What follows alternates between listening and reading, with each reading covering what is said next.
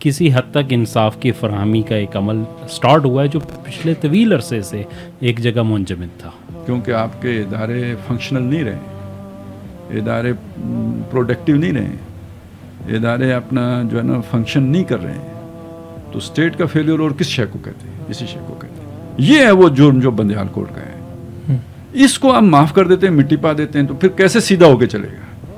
Justice وقار سیٹھ صاحب انہوں نے یہ اعتراض اٹھایا تھا کہ بھائی یہ کون سا اعترافی بیان ہے جو ایک ہی پرنٹڈ پیپر کے اوپر ایک ہی بیان ہے اور سب نے اس کے نیچے جو ہے نا انگوٹھے لگائے ہوئے ہیں. انہوں نے یہ برطانیہ ہی چھوڑ کے گیا ہے نا. ہمیں آج تک ان کی موجودگی کی فلسفی نہیں معلوم ہے. اور اس میں بھی گارجین کی ایک رپورٹ ہے کہ یہ جو تھی انٹیلیجنس شیئرنگ کہ وہاں پہ را نے قتل کروایا ہے, را یا انڈین انٹیلیجنس جو بھی تھی اس نے جو قتل کروایا ہے, اس کی انٹیلیجنس شیئرنگ امریکن انٹیلیجنس نے کینیڈین انٹیلیجنس کو دی ہے. کہ جو آدمی کسی کو اب سے بے جا میں رکھتا ہے, جو آدمی بغیر کسی وجہ کے کسی کو قید کر دیتا ہے, ٹھیک ہے, اس کے حقوق سلب کر لیتا ہے جو اللہ نے اس کو دیے ہوئے ہیں, تو اس نے اس بندے کے خلاف کرائم نہیں کیا ہے, اللہ تعالیٰ کی اس ول کے خلاف کرائم کیا. وہاں چونکہ منارکی ہے, وہاں پہ بادشاہت ہے, تو وہ چیزیں اس طریقے سے تو نہیں ہے کہ لوگ اٹھا کے سڑکوں پہ آ جائیں اگلے دن پروٹیسٹ کرنا شروع, لیکن اندر خانے بہت کچھ ہو رہا ہے. پھر شاہی خاندان میں ڈویژن وہاں پہ وہی جو MBS کے جو کراؤن پرنس بننے کی وجہ سے جو شروع ہوئی ہے, اس میں کتنے لوگ ہیں جو غائب ہیں, جو آج تک منظر عام پہ نہیں آئے وہ سب. اور یہ ذلت اصل ہے. اور دوسری بات, اور اسی کے نتیجے میں وہ جو آگے ہونا ہے نا, جو خبریں ہیں حدیثوں میں کہ بھائی ویل للعرب, عرب کے اوپر جو اتنی بڑی تباہی من شر اقترب, اس شر سے کہ جو قریب آ گیا ہے, اس کے لیے جواز کر لوں. ٹھیک ہے, اور اس میں یہ ہے کہ جس کے 100 بیٹے ہوں گے 99 مارے جائیں گے, تو اس کا بھی تو جواز, مطلب کوئی جرم بھی تو اتنا بڑا ہونا چاہیے نا کہ جس کے نتیجے میں یہ ہو, تو وہ یہ جرم ہے.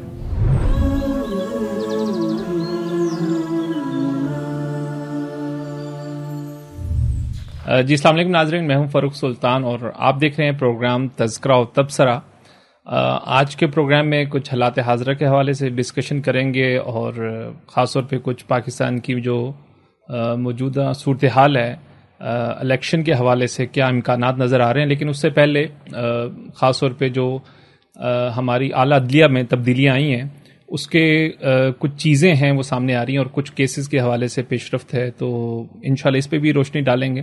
دوسرا جبری گمشدگی کے حوالے سے کچھ چیزیں خاص طور پہ جو صحافی ہیں ان کا بھی اٹھایا جانا تھا, کچھ بازیابی ہے, اور لیکن کچھ ایسے واقعات اور بھی رونما ہو رہے ہیں, اور جو بڑی ایک تشویشناک بات ہے, اس بارے میں بھی بات چیت ہوگی. اور خاص طور پہ ہمارے ہمسایہ ملک انڈیا اور کینیڈا کا ایک تنازع ہے, اگر موقع ملا تو اینڈ پہ انشاءاللہ اس پہ بھی بات کریں گے. ہمارے ساتھ ہمیشہ کی طرح خالد محمود عباسی صاحب ہمارے ساتھ شریک گفتگو ہوں گے, اور مہتاب عزیز بھائی وہ ہوں گے.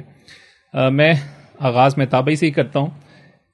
یہ جو تبدیلی آئی ہے اور جسٹس بندیال کا جانا, جسٹس فائز عیسیٰ کا آنا, اور آتے ہی وہ جو پہلا ایک پوری ایک لائیو کوریج جو آئی, اور اس کے بعد کچھ لوگ توقعات تھیں, کچھ خدشات تھے, لیکن آپ اس ساری تبدیلی کو, اور خاص طور پہ آج بھی آپ سے جو بات ہو رہی تھی کہ بہت سے پینڈنگ کیسز ہیں, ان کے حوالے سے بڑی اچھی ایک خبر جو ہے وہ سامنے آئی ہے. تو اس پوری تبدیلی کو, یا اس کو آپ کوئی امید کی نظر سے دیکھتے ہیں, یا کیا کوئی رے آف ہوپ ہے اس کے اندر؟ اس میں فاروق بھائی اگر پاکستان کے سینیریو میں اس کو دیکھیں تو ہمیں ایک چیز نظر آتی ہے کہ یہاں پہ ہر بندہ اپنا کام نہیں کر رہا ہوتا, بلکہ جو کام اس کا نہیں ہے وہ کر رہا ہوتا ہے. اس سے پہلے ہم نے دیکھا کہ سپریم کورٹ بھی ہمیشہ یہی کرتا تھا کہ سیاسی مقدمات آتے تھے اور اگلے دن ایک اپلیکیشن دائر ہوتی تھی, اور اگلے دن جو ہے وہ ٹیک اپ ہو جاتی تھی, اور ڈے ٹو ڈے ہیئرنگ اس کی شروع ہو جاتی تھی. مہینوں ہو جاتا, 5 جج جو ہے وہ ریگولر بیسس پہ روزانہ کی بنیاد پہ 3 مہینے ایک کیس سنتے رہے, تو اس کی وجہ سے ایک بیک لاگ بن جاتا ہے پیچھے. جو عام نوعیت کے, عمومی نوعیت کے کیسز ہوتے ہیں, وہ روٹین کے کیسز, وہ ظاہر ہے پیچھے جب جج دستیاب ہی نہیں ہے, تو ظاہر ہے ہمارے ہاں 16-17 ججز ہوتے ہیں سپریم کورٹ کے اندر, تو جب وہ دستیاب ہی نہیں ہے تو اس وجہ سے وہ بیک لاگ بہت زیادہ جا رہا تھا. تو جو پہلی چیز مطلب امید کی کرن اس حوالے سے آپ دیکھ سکتے ہیں کہ جسٹس قاضی فائز عیسیٰ صاحب کے آنے کے بعد یہ انہوں نے بیڑا اٹھایا ہے کہ وہ جو بیک لاک ہے اس کو وہ کلیئر کر رہے ہیں. مطلب اس میں کچھ وکلا کو بہت اعتراضات ہیں کہ انہوں نے جرمانے بھی کیے. ایک تو انہوں نے بڑا کلیئر کٹ یہ میسج دیا کہ شوکیہ مقدمے باز جتنے بھی ہیں ان کی کوئی گنجائش نہیں ہے. اچھا. پھر انہوں نے ایک بہت امپورٹنٹ ریمارکس دیا کہ عدالت سے تاریخ لینے کا کوئی جو ہے نا وہ سلسلہ اس کے بعد نہیں چلے گا، بلکہ جس کیس میں ہے آپ تیاری کر کے آئیں. بلکہ ایک نے کہا کہ میں ریکارڈ پیش کرنا چاہ رہا ہوں، تو انہوں نے کہا کہ بھائی ریکارڈ جو ہے یہ کیس آپ کا نیچے سیشن کورٹ سے شروع ہوا تھا اور سپریم کورٹ تک آنے میں اس کا ریکارڈ مکمل ہو چکا ہے. آپ آرگومنٹ دیں اور اس آرگومنٹ کے اوپر ایک ہی ہیئرنگ کے اوپر آپ فیصلہ سنا دیں. تو اس طریقے سے بہت تیزی سے کیسز جو ہے نا وہ نکلے ہیں، اور وہ کیسز جو ضمانتوں کے ہوتے ہیں یا جائیداد کے کیسز ہیں جو نیچے سے فیصلے ہو چکے ہوئے ہوتے ہیں. سپریم کورٹ میں اپیل ہوتی ہے، ویسے بیسکلی ایپلیٹ کورٹ ہے، یہاں پہ ٹرائل نہیں ہونا ہوتا. لیکن مسئلہ یہ تھا کہ جب ڈائریکٹلی 184 کے تحت ایک اپلیکیشن جو ہے نا بنیادی انسانی حقوق کی جو کلاز ہے اس کے تحت ایک اپلیکیشن دائر ہوتی تھی اور وہ پولیٹیکل موٹیو کی اپلیکیشن ہوتی تھی، اس کو directly supreme court take over کر لیتا تھا، تو پھر سارا ٹرائل جو ہے وہ سپریم کورٹ کے اندر ہی ہوتا تھا اور اس کے اندر بہت زیادہ وقت ضائع ہوتا تھا، جس کی وجہ سے یہ بیک لاگ بن رہا تھا. تو اس حوالے سے آپ کہہ سکتے ہیں کہ یہ ایک بڑی رے آف ہوپ ہے کہ چلیں لوگوں کو کسی نہ کسی حد تک انصاف کی فراہمی کا ایک عمل سٹارٹ ہوا ہے جو پچھلے طویل عرصے سے ایک جگہ منجمد تھا. تو قاضی صاحب ہم دیکھتے ہیں کہ آپ کے بھی بہت سے بیانات ہیں، خاص طور پہ اسلام کے اندر، قرآن کے اندر، جہاں انصاف کی فراہمی اور قانون کی حکمرانی کی بات آئی ہے. تو مطلب جیسے ایک سمجھ جاتا ہے کہ ایک مین مقصد ہے اسلام کا کہ قانون کی حکمرانی کو قائم کرنا اور بلند کرنا. تو کچھ ایسی چیزیں تھیں جو بالکل جسے کہتے ہیں نا کہ ریڈ زون والے چیزیں، کچھ وہاں بھی اب ایسی، خاص طور پہ فیض آباد دھرنا کیس میں بالکل کلیئر ہو کے آپ کے سامنے رکھ دیتا ہوں. تو اور اس سے پہلے ایک پبلک ہیئرنگ جو اوپن ہوئی، اس میں بھی بہت سی ایسی چیزیں مطلب نام لیے گئے یا بہت سی ایسی چیزیں آئی ہیں جس سے ایک امید تو قائم ہوئی ہے کہ شاید آئیڈیل نہیں لیکن شاید اس طرف ہم سفر شروع کر دیں. دیکھیں جی، ہم تو کافی عرصے سے امید سے ہیں نا. مطلب وہ آرمی چیف کے بننے پر بھی ہمیں امید رہی، ان کے بھی ہمیں ایک توقعات ہیں. اور اس کی وجہ یہ ہے کہ دیکھیں دو چیزیں ہوتی ہیں. ایک تو تاریخ میں ایسی نظائر موجود ہیں کہ جب کسی آدمی کو عہدہ ملتا ہے تو وہ یکسر بدل جاتے ہیں. کئی نیک لوگ جو ہیں بہت ظالم بن گئے، اور کئی ایسے لوگ جو بہت عیاش مشہور تھے ان پہ اوپر جب ذمہ داری آئی تو وہ بہت ہی یعنی ذمہ دار ہو گئے، زندگی بدل گئی. بڑی بڑی شخصیات ایسی ہیں. یعنی آپ کو اندازہ ہوگا کہ حضرت عمر رضی اللہ تعالیٰ عنہ کے بارے میں بھی یہ تاثر تھا کہ بہت سخت گیر ہیں، لیکن خلافت ملنے کے بعد ان کے اندر بہت نرمی آ گئی، الٹ ہو گئے. حضرت ابو بکر صدیق رضی اللہ تعالیٰ عنہ بہت نرم طبیعت انسان تھی. خلافت مل گئی تو اس کے بعد انہوں نے کہا رسی بھی جو نہیں دے گا اس کے خلاف بھی یہ چینجز آتی ہیں. حضرت عمر بن عبدالعزیز بہت بڑی شخصیت ہے. پہلے زندگی کچھ اور ہے، ذمہ داری ملنے کے بعد بالکل زندگی یکسر بدل گئی. یعنی بہت بڑا انقلاب ان کی اپنی شخصیت کے اندر آ گیا. تو اس طرح کی چیزوں کو دیکھ اچھا اسی طرح بعض لوگ بنے ہوئے بڑے میٹھے ہوتے ہیں، لیکن جب ان کے پاس پورا اختیار آتا ہے تو اندر سے بہت زہر نکلتے ہیں. اس طرح کی مثالیں بھی ہیں. اب اس طرح کے جو بندے وہ نواز شریف سے پوچھیں وہ جانتے ہیں ان کو بہت اچھی طرح. اس طرح کے بہت سارے لوگوں کے وہ ڈسے ہوئے ہیں، انہیں ایسے لوگ ملے. تو یہ چیز سمجھ لیجئے کہ بندوں کو ٹائم دینا پڑتا ہے. جب بھی کسی کو عہدہ ملے نا، یہ آپ ایک دم نہیں کہہ سکتے کہ یہ بندہ کیا کرے گا. اچھا ہم نے یہ امید پھر اس کے باوجود کیوں باندھی؟ اس لیے باندھی کہ اس سے ورسٹ اور کیا ہوگا. جو باجوہ صاحب اور فیض حمید صاحب کے دور میں پاکستان کے ساتھ ہو چکا تھا، اب اس کے بعد یا تو خاتمہ ہے یا پھر کوئی بھلائی ہوگی. اسی طرح عدلیہ، یعنی آپ یہ تو کبھی تاریخ میں جب یہ اس دور کا ذکر آئے گا ثاقب نثار صاحب سے لے کر اور بندیال صاحب تک، تو یہ کلنک کا ٹیکہ ہے پاکستان کے عدلیہ کے اوپر. اس سے زیادہ کوئی اور وسط صورت ہو نہیں سکتی جو بندیال صاحب کے دور میں آ کے ہو چکی ہوئی تھی. اس سے یہ ایک ہم کہہ سکتے ہیں کہ اس ساری سچویشن کا ریورسل ہوگا. اور آپ کو معلوم ہے کہ جہاں پہ بالکل بلیک شیڈو ہو نا تو اس کے بعد ہلکا سا وائٹ بھی ٹھیک ٹھاک وائٹ لگتا ہے. تو ہم یہ نہیں کہتے کہ کوئی ایک دم کوئی بڑی انقلابی تبدیلی آ جائے گی، لیکن بہتری کی طرف امید رکھتے ہیں. جس کے یہ مظاہر ہیں, سارے کیس وہ ختم نہیں کر سکتے, نہ ہو سکتے ان کے اس دور میں, اس ٹینیور میں, لیکن اگر وہ کوئی ٹرینڈ سیٹ کر گئے تو ہم امید کرتے ہیں اگلے 5 سال میں ختم ہو جائیں, 7 سال میں ختم ہو جائیں. جب بھی ہوگا گریجولی, کوئی کن فیکون کی صورت نہیں ہوگی جیسے کہ بہت سے لوگوں کی تمنا ہوتی ہے کہ ایک دم تبدیلی آ جائے, ہوگی اسی طرح لتر کا بننا طبق ان طبق.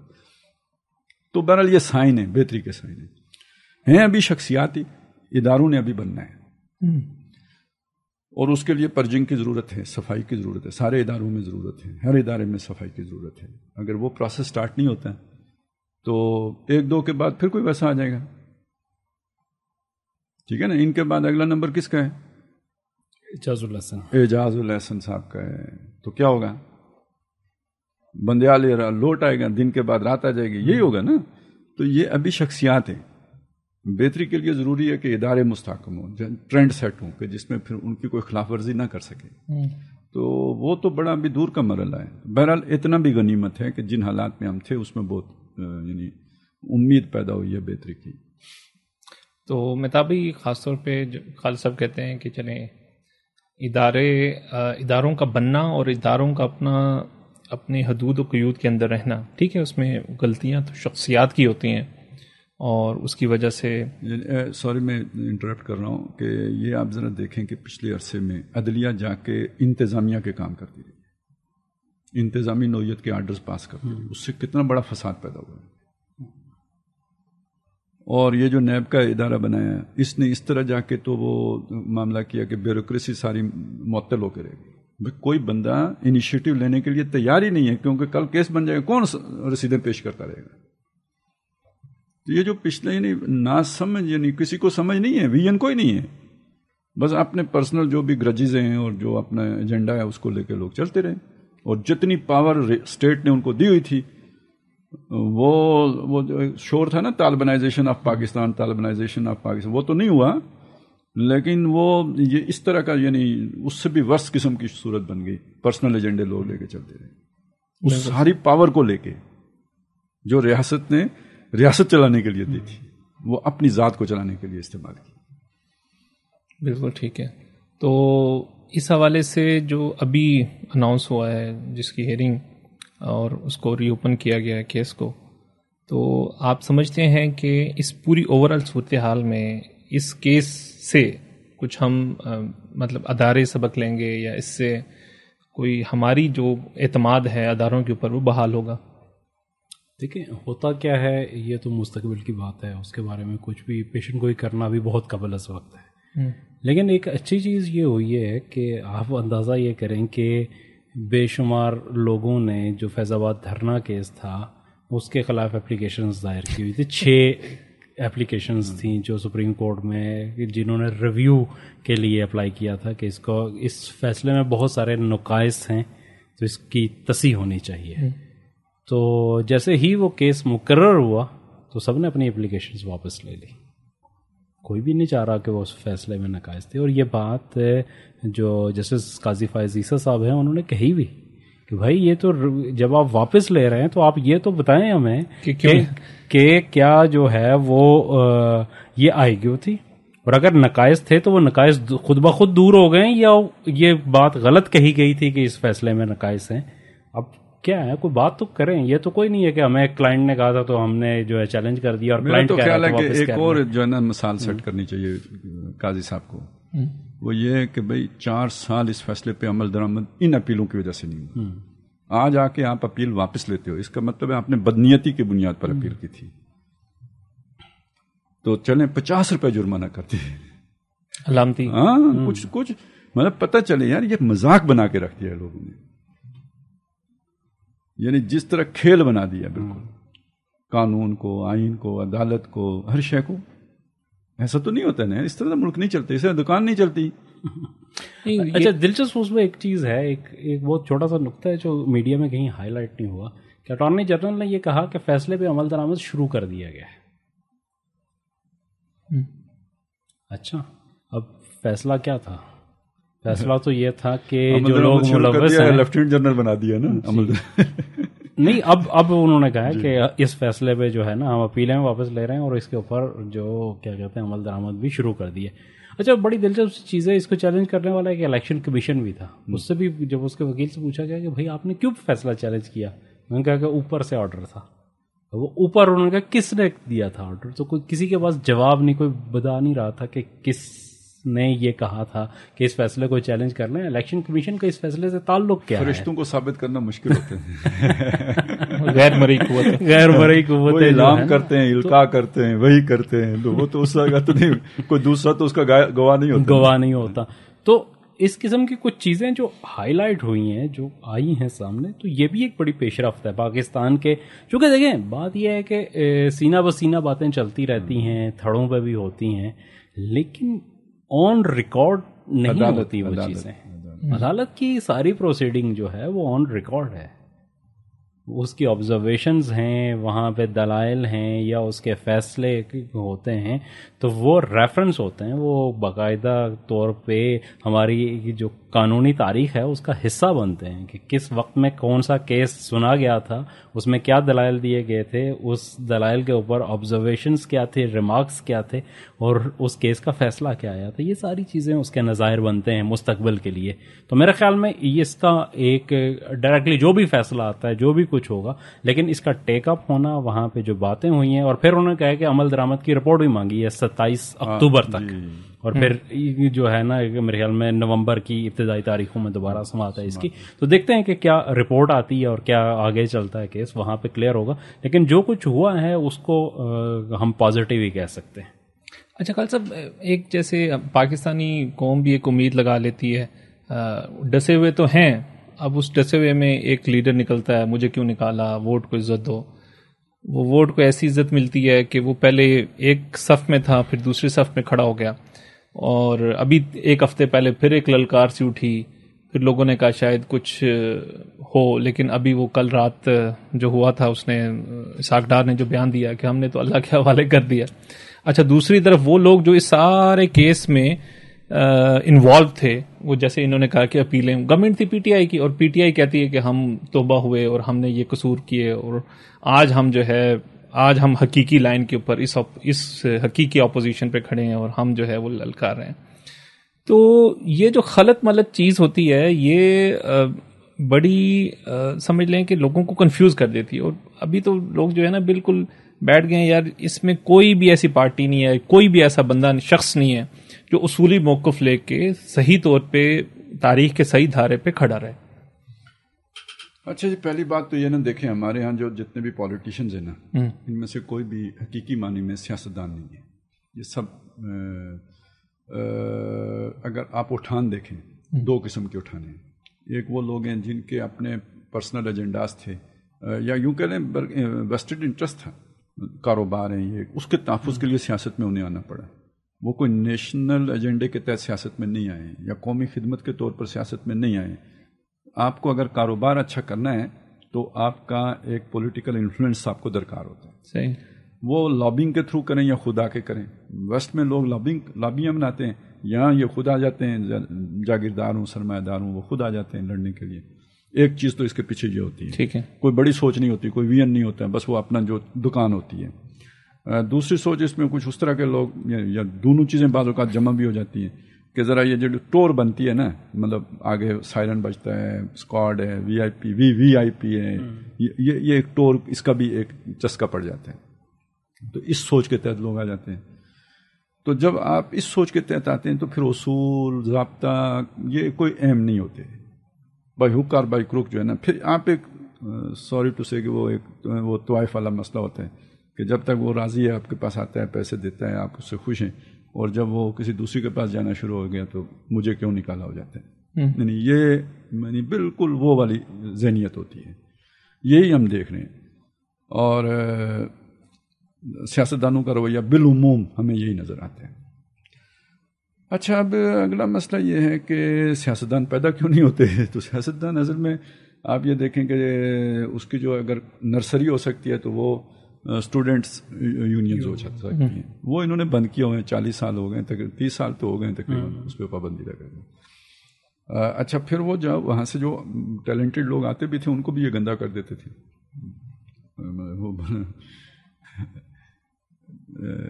وہ پھر اصول پرستی کے ساتھ چل نہیں سکتے، کیونکہ مجموعی ماحول اصول پرستی والا نہیں ہے نا، ہر طرف بے اصولی ہے.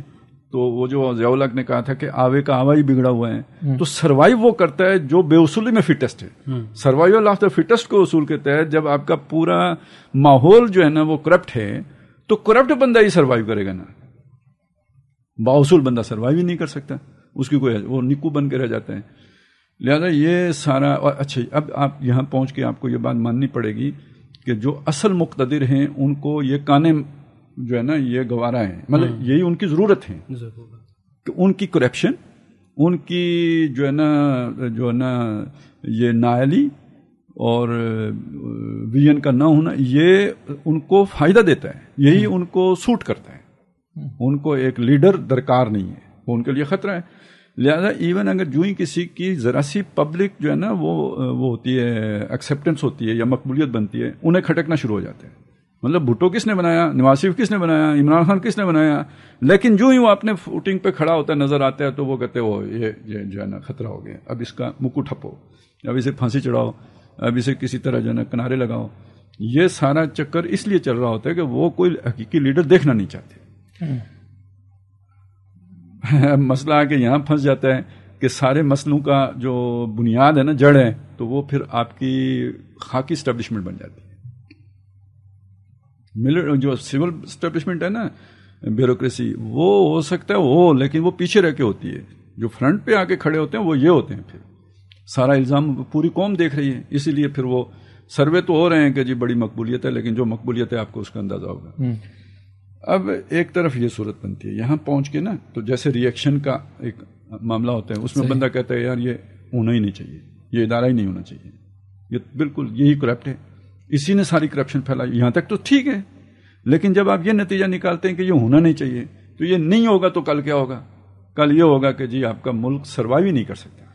کل یہ ہوگا کہ پھر کیونکہ آپ کے ارد گرد بیٹھے ہوئے ہیں، آپ کے خلا میں تو نہیں ہو، آپ کے لیے وہ جسے کہتے ہیں نا لیول پلینگ فیلڈ تو نہیں ہے دنیا میں. آپ نے اپنی ایگزسٹنس کے لیے کوئی زور لگانا ہے، اور وہ یہ اس ادارے کے اندر جان ہوگی تو آپ باقی، اور نہیں ہوگی تو نہیں ہوگے. یہاں آ کے ایک کنفیوژن کریٹ ہو جاتی ہے. اب ذرا آپ ایک مطلب اپنے آپ کو اس جگہ پہ ان نواز شریف کے جوتوں میں پاؤں ڈالو یا عمران خان کے جوتوں میں پاؤں ڈالو، یا کوئی بھی محب وطن لیڈر ہے، یا چلیں اپنے مفاد کے لیے اسے ملک چاہیے، اس کے پاؤں میں جوتوں میں پاؤں ڈالو، تو اسے لگے گا کہ یار یہ ادارہ ہونا چاہیے. ادھر سے اسے لگتا ہے کہ ساری مصیبت یہ ہے. تو ایک صورت یہ بنے گی کہ آپ کہیں کہ یار اسے ختم کرو، اسے کمزور کرو. کمزور کرنے کا مطلب ملک کمزور کرنا ہے. تو یہاں پہ جا کے ان سے فیصلہ نہیں ہو پاتا کہ یار اسے اگر ہم نے اس کو چھیڑ دیا، وہ کہتے ہیں نا مورال ڈاؤن ہو جائے گا. فیض آباد دھرنے کا اگر فیصلہ آ گیا تو مورال ڈاؤن ہو جائے گا. یہ اگر باجوے کو کچھ ہم نے کہہ دیا تو مورال ڈاؤن ہو جائے گا. یہ اصل مسئلہ ہے ان کا، یہ مسئلہ ہے مورال ڈاؤن ہو جائے گا. تو یہ پھر وہاں چاہتے ہیں کہ یار مورال ڈاؤن. میں بہت گڈ سینس میں بات کر رہا ہوں، اندر خانہ ڈیلوں کو ایک طرف رکھ رہا ہوں میں، چونکہ ان کی مجھے خبر نہیں ہے، میں گڈ سینس میں بات کر رہا ہوں. تو وہ یہ کہتے ہیں چلو جی کمپرومائز کر لیتے ہیں، وہ خیر ہے جی، چلیں بندہ معاف، مٹی پاؤ، معاف بھی کر دیتے. تو یہ چیز جو ہے نا، اصل میں ہمارے کہنے کا مطلب یہ ہے کہ یہ اس طرح مسئلہ حل نہیں ہوگا. وہ لوگ کہ جو یہ چاہتے ہیں کہ ادارے کو کمزور کیا جائے، ادارہ کمزور نہیں ہونا چاہیے، مضبوط ہونا چاہیے. لیکن مضبوط کرنے کا یہ طریقہ نہیں ہے کہ مٹی پاؤ. مٹی پانے کا مطلب یہ آپ نے کینسر دبا دیا، ٹھیک ہے نا، اور ادارہ بدنام ہوگا، کامیاب نہیں ہوگا، جیسے کہ ہو رہا ہے. اب ضرورت یہ ہے کہ ادارے کو جیسے جوان اپنا لہو پیش کرتے ہیں، شہیدوں کے خون سے ہی چلتا ہے، تو اب بڑے بھی پیش کریں. جو مجرم ہیں ان کو کٹہرے میں ادارہ خود پیش کرے. اس سے ادارے کی نیک نامی میں اضافہ ہوگا، کریڈیبلٹی بنے گی، پبلک اس کے پیچھے آ کے کھڑی ہوگی. مورال ڈاؤن نہیں ہوگا، مورال اس کے نتیجے میں زیادہ جو ہے نا اپلفٹ ہوگا. وہ جسے کہتے ہیں نا، ان کے اندر ایک اعتماد پیدا ہوگا، قوم بھی ان کے پیچھے جا کے کھڑی ہوگی. اور جو روگ ایلیمنٹ ہے وہ ڈسکریج ہوگا، اور روگ ایلیمنٹ ڈسکریج ہوگا. جب تک آپ نے اسے ڈسکریج نہیں کیا، یہ عارضی ہوگا. مطلب آپ پہ بہت اچھی شخصیت ہیں، حافظ صاحب بہت اچھے انسان ہیں، وہی جو ابھی ہم نے عدلیہ کے حوالے سے بات کی، کل کوئی دوسرے صاحب آ جائیں گے. یہ سیاستدان ساری کھیر پکائیں گے، مثلا محنت کریں گے، فرض کریں ذرا سی معیشت کی پٹری جو ہے نا سیدھی کریں گے، بے شک وعدے ہونا، آج بیٹھ کے وعدے کر رہے ہوں گے، نا جی ہم پھر بالکل ہاتھ بھی نہیں لگائیں گے، قریب بھی نہیں آئیں گے، یہ بھی نہیں کریں گے، وہ بھی نہیں کریں گے. میری بات سنیں، زرداری صاحب صدر بن کے اگر کہیں کہ وعدہ ہی کیا تھا نا، کوئی قرآن و حدیث تو نہیں لکھی تھی، تو کل کوئی اور کہے بھائی وعدہ تو اس نے کیا تھا نا، حافظ نے کیا تھا، وہ جاؤ اسے ڈھونڈو کدھر ہے حافظ. اب تو اسٹک میرے ہاتھ میں ہے، میں تو کسی حافظ کو نہیں جانتا، کیا کر لیں گے آپ؟ ٹھیک ہے، یا حافظ صاحب بھی کہیں تو آپ کیا کر لیں گے؟ تو یہ نواز شریف صاحب اگر یہ بات کر رہے ہیں نا مٹی پاؤ، تو یہ مٹی پاؤ ناسمجھی کی بات ہے. یہ مٹی پاؤ، اچھا یہ ادارہ ہے، یہ چاہ رہے ہیں مٹی پاؤ، تو ادارہ بھی ناسمجھی کی بات کر رہے ہیں. یہ مٹی پاؤ سے کام نہیں چلے گا. عدالت بھی وہ آ گئی ہے، عدالت کے اندر بھی پرجنگ ہونی چاہیے، ادارے کے اندر بھی پرجنگ ہونی چاہیے. ادارے کو مقدس گائے کا جو ہے نا وہ نہیں ملنا چاہیے، یعنی جو اسٹیٹس بھی نہیں ملنا چاہیے، اور اس کی یہ پرسیپشن بھی نہیں ہونی چاہیے لوگوں کے ذہنوں میں کہ یہ مقدس گائے ہے. عزت انہیں اس سے ملے گی کہ لوگ یہ بھی دیکھیں کہ یہ بھی اکاؤنٹیبل ہے. یہ غلط کریں گے تو یہ کسی کے سامنے جواب دیں. یہ آپ کریں گے تو یہ قوم کا بھی فائدہ ہے، ادارے کا بھی فائدہ ہے، ملک کا بھی فائدہ ہے، اور یہ ایک نظام پر یہ ملک چل پڑے گا. ہمارے لیے بہت اپرچونٹیز ہیں. جو نئی تازہ ترین صورتحال ہے نا، ابھی وہ آپ نے کینیڈا والی بات کی، اس جگہ پہ بیٹھ کے ہم اس سے پہلے بات کر رہے تھے نا، یہ کہ آپ کو لگتا ہے کہ انڈیا طاقتور ہے، لیکن جو انتہا پسندی وہاں پہ آ چکی ہے یہ اس کے لیے سب میں قاتل ہے. اب اس کے مظاہر سامنے آنے شروع ہو گئے نا. انڈیا بے شک اس وقت آپ کو ہٹا کٹا نظر آ رہا ہو، معیشت اس کی وہ نظر آ رہی ہو. 80s میں ہم بھی بڑی بلا تھے ضیاء الحق کے دور میں، ٹھیک ہے نا، بڑے ہماری بھی ٹور تھی. یہ عارضی بات ہے. جو روگ انڈیا کو لگ گیا ہے نا، یہ اب انڈیا کو ختم کرے گا. میں تو یہ جو عمران خان والا مسئلہ تھا نا، یہ سطحی تھا، اوپر تھا. ہمارے ہاں جو طالبانائزیشن والا مسئلہ تھا، مجاہدین والا تھا، وہ بھی اوپر تھا، سوسائٹی کے اندر ڈیپ روٹڈ نہیں تھا. وہ بڑی آسانی سے بچ گیا. انڈیا کی انتہا پسندی ڈیپ روٹڈ ہے. انڈیا نہیں بچے گا، اور وہ تقریب سے نہیں بچ سکتا. خطے، یعنی یہ تو آپ ذرا سی حکمت سے چلیں، کل قیادت آپ کے پاس آ سکتی ہے پورے خطے کی. یعنی اس طرح تو آپ لال قلعہ کبھی بھی نہیں فتح کر سکتے، لیکن یہ کہ اس طریقے سے اس علاقے کے اوپر آپ کا انفلوئنس ہو سکتا ہے، لیکن اداروں کو ٹھیک کرنا پڑے گا. اس طرح نہیں ہوگا. اصول اور ضابطے کے مطلب یہ تو تباہی ہے نا. ہم 22 کروڑ بھگت رہے ہیں، تو کیا اللہ یہ چاہے گا کہ کل 1 ارب بھگتیں؟ چلیں وہ جو سکھی ہیں وہ بھی اسی حال میں آ جائیں، یہ نہیں ہوگا. آپ اپنے ذرا انداز بدلیں، اطوار بدلیں، تو مواقع آپ کے لیے ہیں. یہ ہم توقع کر رہے ہیں یہ بدلے. تو یہ ذرا اب بھی دیکھیں، وہ ہم نے بات کی تھی کہ بھئی یہاں اس طرح کا کوئی سیاستدان نہیں ہے، لیکن یہ کہ اگر ذرا تھوڑے سی اپنی ترجیحات کو سیدھا کر لیں تو یہ تجربہ کار تو ہے نا، ماریں کھائی ہوئی ہیں، بار بار کھائی ہیں. کس نے؟ نواز شریف نے. تجربہ کار تو ان کے ارد گرد بھی لوگ ہیں، اور پیپلز پارٹی میں بھی ہیں، اور دیگر مذہبی لوگوں میں بھی ہیں.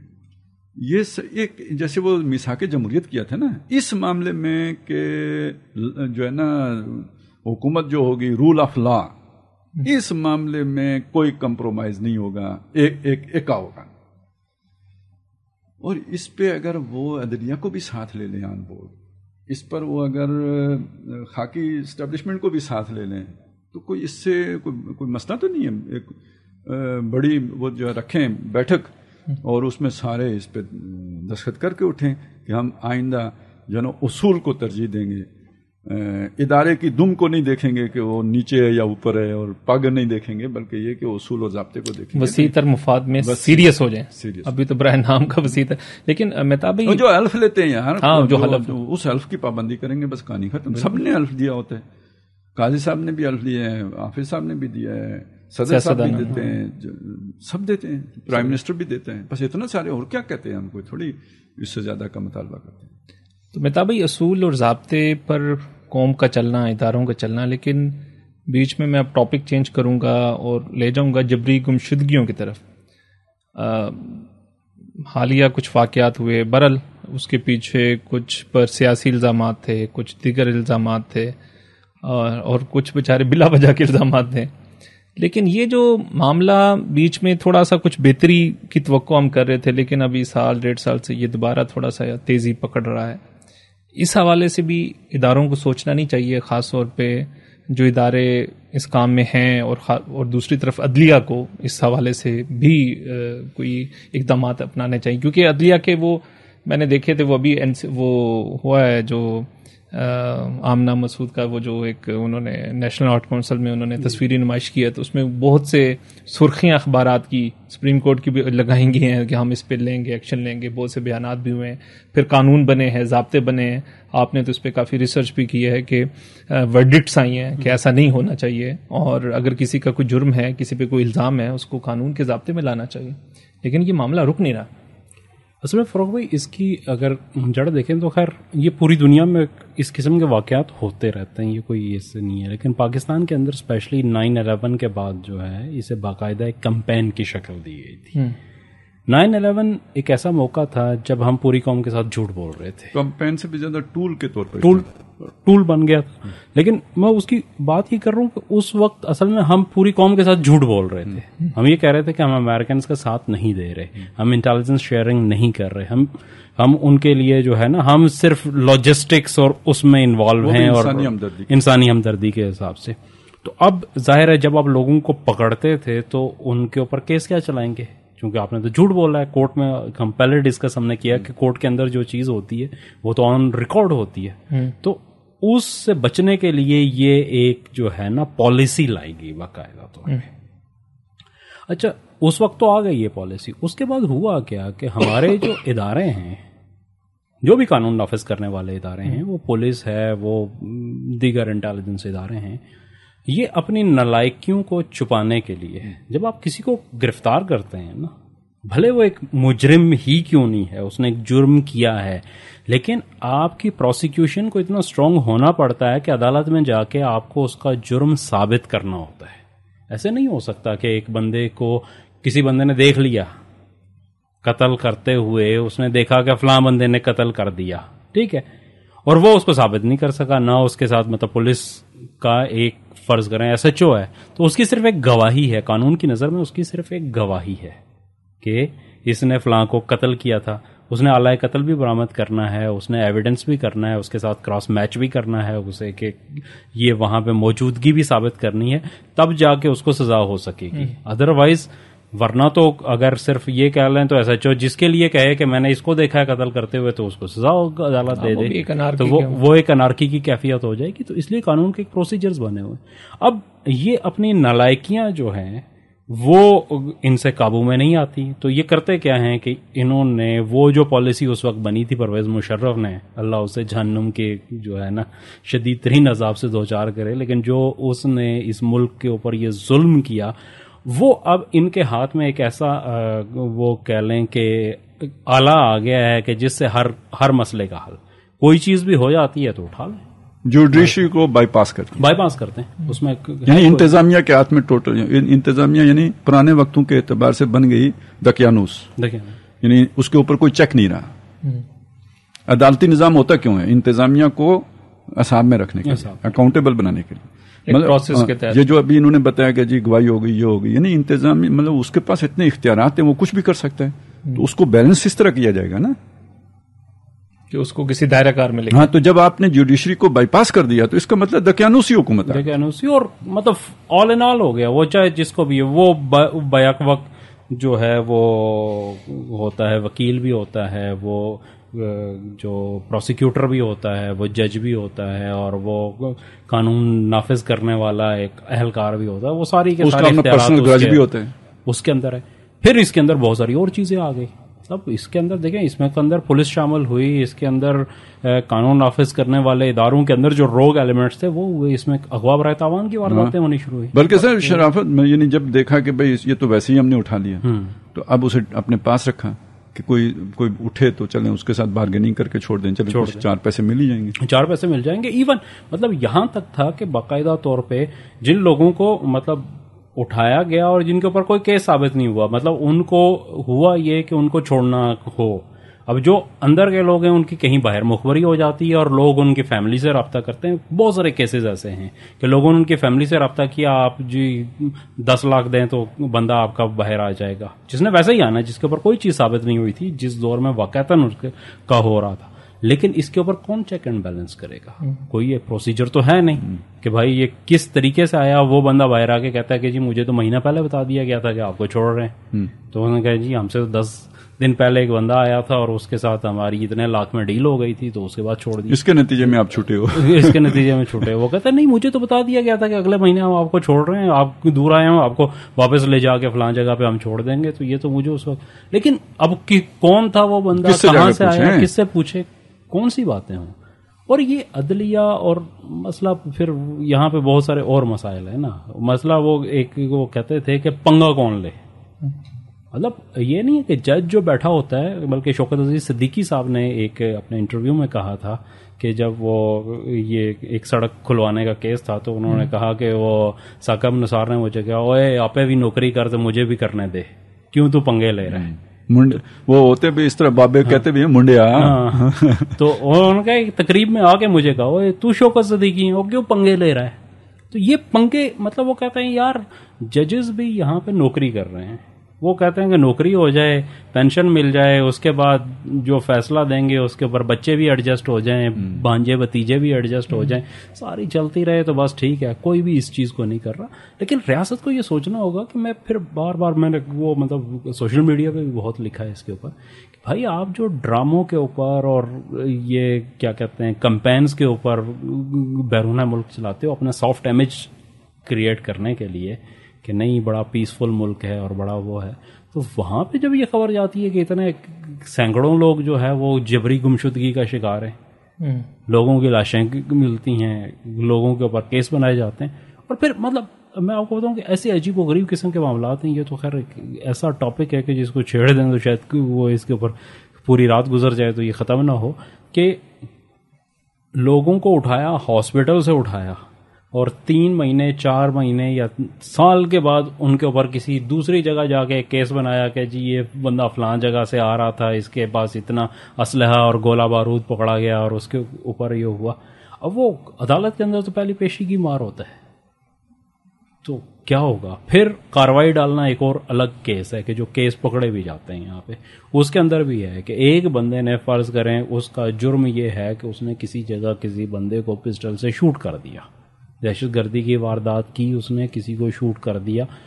اس کے اوپر جناب آپ نے جو ہے وہ اس علاقے کی تمام وارداتیں اس کے اوپر ڈال دی ہیں, اور اس وقت کی بھی شاید کوئی FIR اسی کے اوپر ڈال دی ہو جب وہ پیدا بھی نہیں ہوا تھا.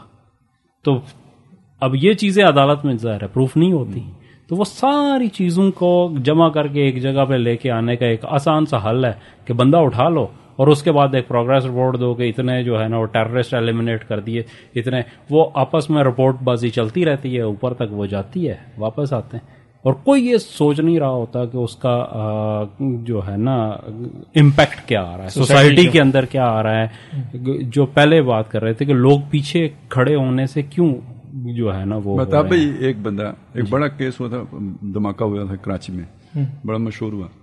اس میں جو بندہ جس نے اعتراف کیا کہ یہ میں نے کیا ہے وہ 1 سال پہلے سے ان کی کسٹڈی میں تھا. مجھے ذاتی طور پہ پتہ ہے کہ ان کی کسٹڈی میں تھا, یہ سنی سنائی بات نہیں ہے, 1 سال پہلے سے تھا, وہ اٹھا دیا گیا تھا. تو اس کی ماں نے اس سے پوچھا کہ بھائی تم نے یہ کیسے اعتراف, تم تو پہلے سے ادھر ہی ہو. اس نے کہا کہ یہاں پہ جو ہے نا وہ ڈرل مشین رکھی ہوئی تھی, اگر میں دستخط نہ کرتا اس اعترافی بیان کے اوپر تو انہوں نے سراغ کرنا تھا. خالد صاحب یہ مطلب پشاور ہائی کورٹ نے فوجی جو کورٹس تھیں ان میں 100 سے زیادہ سزا یافتہ جو قیدی تھے ان کے سزائیں معطل کی تھیں, اور وہ فیصلہ ابھی تک سپریم کورٹ میں پینڈنگ ہے.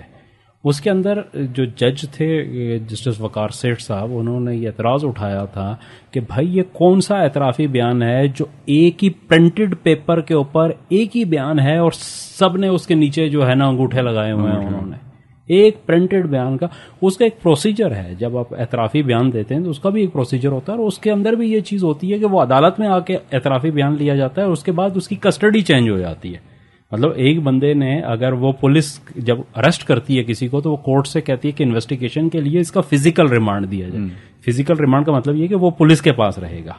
جب وہ واپس اس کا فزیکل ریمانڈ ختم ہوتا ہے تو دوبارہ عدالت میں پیش ہوتا ہے, اور دوبارہ عدالت میں پیش ہونے کے بعد وہ اعترافی بیان اگر دیتا ہے اس کے بعد تو اس کی کسٹڈی چینج ہو جاتی ہے, وہ جو جیل اتھارٹی کے جوڈیشل ریمانڈ پہ جیل اتھارٹیز کے پاس چلا جاتا ہے, وہ پولیس کے پاس دوبارہ نہیں آتا, اور پھر بھی اس کے پاس چانس ہوتا ہے کہ وہ اگلی دفعہ پھر آگے عدالت کو یہ بتا سکے کہ جی میرے اوپر جبرن تو نہیں لیا گیا تھا بیان. تو یہ کون سا ہے کہ آپ نے ایک بندے کو اٹھایا جس کے ویئر اباؤٹس کا کوئی پتہ نہیں ہے, جس کو وکیل نہیں کرنے دیا گیا, آپ نے اس کے اوپر اعترافی بیان لے کے آپ سزائے موت اسے دے رہے ہیں. تو یہ اس قسم کے معاملات سے میرے خیال میں اب نکل جانا چاہیے, بہت ہو گیا 9/11 سے بہت نقصان ملک کو پہنچ چکا ہے. اس کا ایک چھوٹا سا پہلو جو میں صرف اس کی طرف توجہ دلانا چاہوں گا, اور وہ یہ بھی ہے کہ بھئی ہماری عدلیہ بھی, اب دیکھیں نا ٹرکوں کی باتیں تو ہم نے سنی لی نا, تو مجرم جو ہے نا پیسے دے کے چھوٹ بھی جاتے ہیں, تو یہ ایک جواز بن جاتا ہے اس کے لیے, ٹھیک ہے. یعنی اس طرف کا بھی یہ ایک پہلو ہے. دوسرا پہلو بھی ہے, دوسرا یہ ہے کہ یہ جو سلسلہ پروین مشرف کے دور سے شروع ہوا نا, یہ بڑھتا ہی چلا گیا, یہاں تک کہ پھر یہ جو پچھلے دور میں کچھ ایسے, عمران خان کے دور میں کچھ ایسے واقعات ہوئے کہ ادارے بیک فٹ پہ چلے گئے. خاص طور پہ میرا خیال یہ تھا کہ متی اللہ جان کے اٹھائے جانے کے بعد یہ اس دور میں صحافیوں کی بڑی کافی جو ہے نا ڈسکریج ہوئے, اور وہی مورال ڈاؤن ہوا, اور یہ توقع پیدا ہو گئی تھی کہ اب یہ سلسلہ رک جائے گا. لیکن اب دیکھیں جو پچھلے 8-9 مہینے میں جو کچھ بھی ہوا ہے, وہ خاص طور پہ 9 مئی کے بعد جو کچھ ہوا ہے, 9 مئی کو اور جو 9 مئی کے بعد ہوا, جس طرح عدالتوں نے آنکھیں بند کر کے قانون کی دھجیاں اڑائی ہیں اور مجرموں کو سپورٹ کیا ہے, اور جس طریقے سے ہر طرح کے جو ہے نا وہ ضابطے کو, اخلاق کو پس پش ڈال کر ون سائیڈڈ فیصلے کیے گئے, تو اس کے بعد تو کوئی چارہ نہیں رہا سوائے اس کے کہ جن کو آپ مجرم سمجھتے ہیں انہیں آپ خود ہی ڈیٹین کر لیں. کس عدالت میں لے کے جائیں گے؟ وہ تو جو سب کے سامنے جو کیمروں میں آئے ہوئے ہیں ان کو بھی چھوڑنے کے لیے تیار ہیں, وہ ایک مہینے کی پروٹیکٹیو بیل دینے کے لیے تیار ہیں, بیٹھے ہوئے ہیں, یعنی پہلے ہی سے جیسے ماں بیٹھی ہوتی ہے انتظار میں. تو اس چیز نے اثر نو اداروں کو یہ گندا کھیل کھیلنے کا جواز دے دیا. یہ جو تازہ مہم ہے نا, یہ اس کو جواز اس سے ملا ہے. اور یہ جو اس سب کا الزام آئے گا نا یہ بندیال کوٹ کے اوپر, وہی نا, اس نے تو جس طرح ان کو پروٹیکٹ کیا تھا اور جس طریقے سے وہ بھی تو مذاق ہی بن گیا تھا نا, مذاق بن گیا تھا. کیا کریں, کدھر لے کے جائیں؟ تو پھر یہی کریں گے, پھر یہ کہ آپ چھوڑتے جائیں ہم پکڑتے جائیں گے, پھر تو مقابلہ ہو شروع ہو جاتے ہیں نا, جیسے کہ پرویز الہی کے ضمن میں ہمارے سامنے آ گیا ہے. لیکن خالد صاحب اس سارے سینیریو کے اندر ریاست کہاں کھڑی ہو؟ کہیں بھی نہیں ہے. یہ بہت اہم بات ہے. اس کا صاف مطلب کیا ہے؟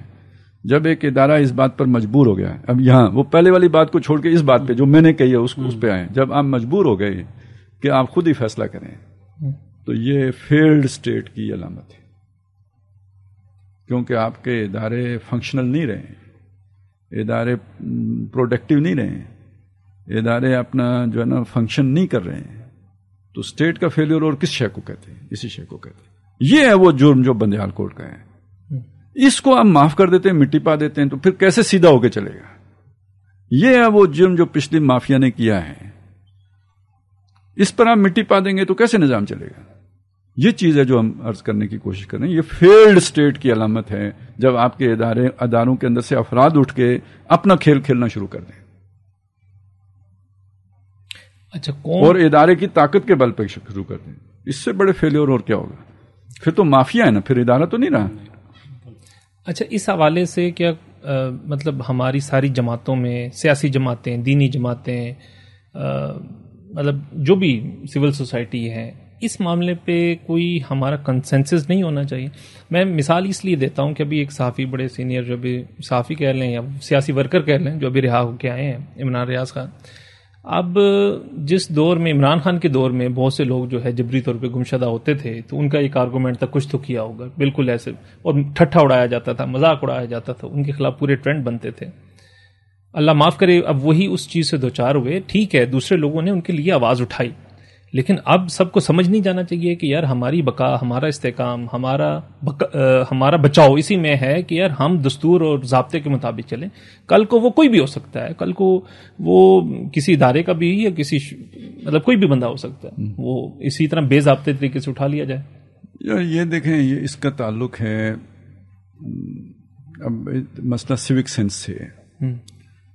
جو آپ یہ دیکھیں نا، 10 کروڑ کا مکان بنائیں گے، ڈرینیج گلی میں چھوڑ دیں گے سارا پانی.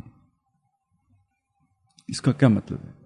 مکان ایسا ہم نے بنایا نا جو ہے نا چمکیلا اور لش پش کرتا ہے، لیکن گلی میں پانی چھوڑ دیں گے، اس کے ڈرینیج کا کوئی انتظام نہیں کریں گے کہ دوسروں کو تکلیف پہنچے. ہاں، اچھا جہاں پہ کوئی جہاں بھی گنجائش ہوگی گلی تنگ کر دیں گے. ٹھیک ہے، اس کا کیا مطلب ہے؟ اس کا مطلب یہ ہے کہ ہمیں مل جل کے رہنے کے طریقے نہیں آتے ہیں. ہم اب بھی بس اپنی ذات سے باہر دیکھنے کے لیے تیار نہیں ہیں. جب اتنی ساری بات ہمیں نہیں آتی ہے تو یہ تو بہت اوپر کی بات آپ کر رہے ہو کہ بھائی قانون تو ضابطہ، یہ وہ کیا ہے، یہ عمرانیات سے متعلق چیزیں، عمران خان سے نہیں، ٹھیک ہے نا، یہ سوشل سے متعلق چیزیں. تو اب مسئلہ یہ ہے کہ ایسا محسوس ہوتا ہے کہ دنیا کو دیکھ کے ہم نے یہ ادارے تو بنا لیے ہیں، کیونکہ جی امریکہ میں یہ ادارے ہیں، کیونکہ برطانیہ میں یہ ادارے، برطانیہ ہی چھوڑ کے گیا ہے نا. ہمیں آج تک ان کی موجودگی کی فلسفی نہیں معلوم ہے، وہ بڑے بڑوں کو نہیں معلوم، جو چلا رہے ہیں معلوم ہوتا ہے ان کو بھی نہیں معلوم. اگر معلوم ہو تو اس طرح کے فیصلے نہ کریں، اس طرح کی پالیسیاں نہ بنائیں، اس طرح اداروں کو بے توقیر نہ کریں. تو اب اگلا مسئلہ یہ ہے کہ ایجوکیشن. تو ایجوکیشن، وہ ہمارا جو بھی ٹیلنٹڈ بچہ ہوتا ہے اس کو ہم انجینئرنگ کے دے دیتے ہیں، میڈیکل سائنس کی دے دیتے ہیں، کمپیوٹر کی دے دیتے ہیں، سوشیالوجی کی طرف تو ہم اسے آنے ہی نہیں دیتے. اور جو جن سے CSS وغیرہ کراتے ہیں تو ان کو پہلے ہی ٹریننگ دے دیتے ہیں کہ بھائی باس از آلویز رائٹ. ہاں دوسری بات ہی نہیں کرنی ہے، ٹھیک ہے نا.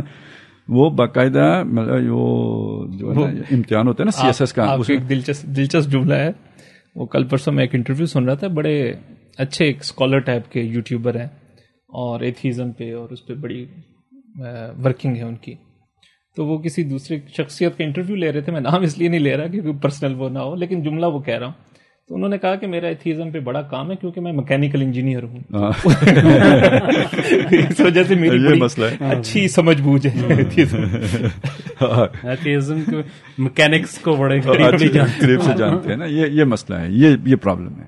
صحیح. تو یعنی وہ جسے برین ڈرین کہتے ہیں نا، ہمارا برین ڈرین جو ہوا ہے وہ ٹیکنیکس کی طرف ہوا ہے، کانسیپٹس کی طرف نہیں ہوا ہے. اچھا، اب اس پھر ایک اور مسئلہ ہے، کوئی عزت، یعنی وہ آدمی جسے اپنی عزت عزیز ہو، وہ کیوں ان شعبوں میں جائے گا؟ ان میں سے کسی میں بھی. ایون دیکھیں ایک عزت والا آدمی پالیٹکس میں نہیں جاتا، صحیح، کوئی کسی بھی سطح پہ جانے کے لیے تیار نہیں ہوگا. بڑی عزت پیاری ہے، یہ تو سارے. تو وہ میں بتا رہا تھا CSS والوں کو، ان کو وہ یعنی کورس میں باقاعدہ جو ٹریننگ دیتے ہیں نا، پڑھاتے ہیں یار کہ دیکھیں ریئلٹی کیا ہے، اس کو چھوڑیں. جو آپ کو نصاب میں پڑھایا گیا نا کہ اس سوال کا یہ جواب ہے، وہ جواب دینا ہے. اگر آپ نے وہاں پہ فلسفی پڑھانے کی کوشش کی تو گئے. ٹھیک ہے نا، بس یہ بڑے یہ کہتے ہیں تو یہی ٹھیک ہے. اب اس ذہنیت کے ساتھ جب آپ آ کے تو بیٹھیں گے ایک نوجوان افسر کے طور پر، پھر یہی ذہنیت پریویل کرے گی، کرتے کرتے کرتے کرتے آپ 21ویں 22ویں اسکیل تک پہنچیں گے. اس وقت تک تو آپ کے سارے اگر کوئی کریٹو فنکشنز تھے بھی تو وہ سارے ڈی فنکشن ہو چکے ہوں گے. تبھی تو آپ نے وہاں سروائیو کیا اور یہاں تک پہنچے ہیں. اور اگر آپ کے اندر کوئی جو ہے نا وہ کریٹو تھنکنگ تھی، کوئی کریٹیسزم کرنے کا وہ تھا، تو پھر تو آپ پروموٹ ہی نہیں ہوں گے. بہت مشکل ہو جائے. تو یہ ہے جسے اس نے کہا تھا آوے کا آوا بگڑا ہوا ہے. ٹھیک یہ اوپر سے ہونا شروع ہوگا. یہ جو کہتے ہیں نا نیچے سے ہونا ٹھیک نہیں، نیچے سے نہیں ٹھیک ہو سکتا. یہ ٹھیک اوپر سے ہونا شروع ہوگا، اور یہ نہیں ہے کہ یہ ایک دم ٹھیک ہوگا. گریجولی ہاں یہ ہوگا اسی طرح، یعنی وہ رخ سیدھا ہوتے ہوتے ہوگا. 20 سال لگیں، نہیں پتا کتنے لگیں گے، لیکن یہ ٹھیک اگر کرنا ہے تو یہ آہستہ آہستہ ہوگا. صحیح. مہتاب بھائی، کینیڈا انڈیا اور ایک بڑی گرما گرمی رہی، اور G20 کے بعد ایک جھٹکا تھا جو انڈیا کو پیش آیا، توقع نہیں تھی، لیکن کیا اس کی پیش رفت ہے؟ یہ جو یہ ہے نا اپنا یہ والا، اس میں 2-3 چیزیں میں چاہتا ہوں کہ وہ سامنے آنی چاہیے. کس میں؟ یہ مسنگ پرسنز والی. جی یار اس کی یا تو پھر اس کے پر بعد میں پروگرام کر لیں اگر آپ کے پاس ٹائم تنگ ہے. دیکھ لیں نیکسٹ مطلب اس کی دیکھیں نا، یعنی اس کی ایک تو قانونی پوزیشن کیا ہے، اخلاقی پوزیشن کیا ہے، دینی پوزیشن کیا ہے، یہ بڑے اہم سوالات ہیں. قانونی پوزیشن تو ہم نے کسی طرح کر لی ہے نا، اخلاقی پوزیشن میں بھی دیکھیں کسی، یہ بہت بڑے ظالمانہ چیز ہے کہ آپ کسی کو اس طرح وہ کریں. دنیا بھر میں اس چیز کو کہیں اعلیٰ اخلاق پہ نہیں سمجھا جائے گا. دینی اعتبار سے اگر آپ دیکھیں نا، تو یہ جو دنیا اللہ نے بنائی ہے، اس پوری دنیا کو اگر آپ کل زندگی کے اوپر دیکھیں نا، تو یہ بس گیند کا ٹپا کھانا ہے، وہ بھی شعیب اختر کی گیند، ٹھیک ہے نا، بس اس لگی ہے اور اٹھ گئی ہے. یہ دنیا کی ہماری زندگی اتنی ساری ہے. اس زندگی کا جو اللہ نے اصول ضابطہ بنایا ہے، وہ یہ بنایا ہے کہ یار میں بھی آدمی کی آزادی کے اندر مخل نہیں ہوں گا. ٹھیک ہے نا، جو اللہ تعالیٰ پورا نظام ہستی چلا رہا ہے، اس کے لیے کسی فرعون کو مسلمان بنانا کیا مشکل ہے؟ وہ آزادی وہاں بھی، ٹھیک ہے نا، جس کے ہاتھ میں اس کے دل کی دھڑکن ہے. بلکہ حدیث میں آتا ہے نا کہ ساری انسانیت کے دل اللہ کی 2 انگلیوں کے درمیان، وہ جدھر چاہے موڑ دے، نہیں موڑتا. ٹھیک ہے، تو یعنی اس کا منصوبہ اس دنیا کی زندگی کے بارے میں یہ ہے کہ انسان کو آزاد ہونا چاہیے. ٹھیک ہے، اب آزاد کب تک ہوگا جی؟ دنیا میں آنے سے لے کے دنیا سے جانے تک، جو اللہ نے اس کی ساعتیں مقرر کر دی. والعصر ان الانسان لفی خسر، وہ جو اس کا غافل تجھے گھڑیال یہ دیتا ہے منادی، گردوں نے گھڑی عمر کی ایک اور گھٹا دی. ساری سانسیں، یہ ساعتیں اللہ نے اسے آزاد سانس لینے کے لیے عطا کی ہیں، اپنی مرضی کی زندگی جینے کی دی ہے. صاحب وہ بعد میں لے گا کہ بھئی وہ کیا تو نے کیا، لیکن یہاں پہ اس کو اللہ نے آزادی دی ہے. آپ جب کسی بندے کو قتل کر دیتے ہیں تو اصل میں اس کی وہ ساعتیں گھٹا دیتے ہیں جو اللہ نے اس کو الاٹ کی ہوئی تھی. تو کتنا بڑا جرم اللہ کی نظر میں یہ ہے. شرک کے بعد سب سے بڑا جرم یہ ہے. قرآن مجید میں جو اکبر الکبائر ہیں تو اس میں دوسرے نمبر پر یہ ہے، پہلا شرک ہے اور دوسرا یہ ہے.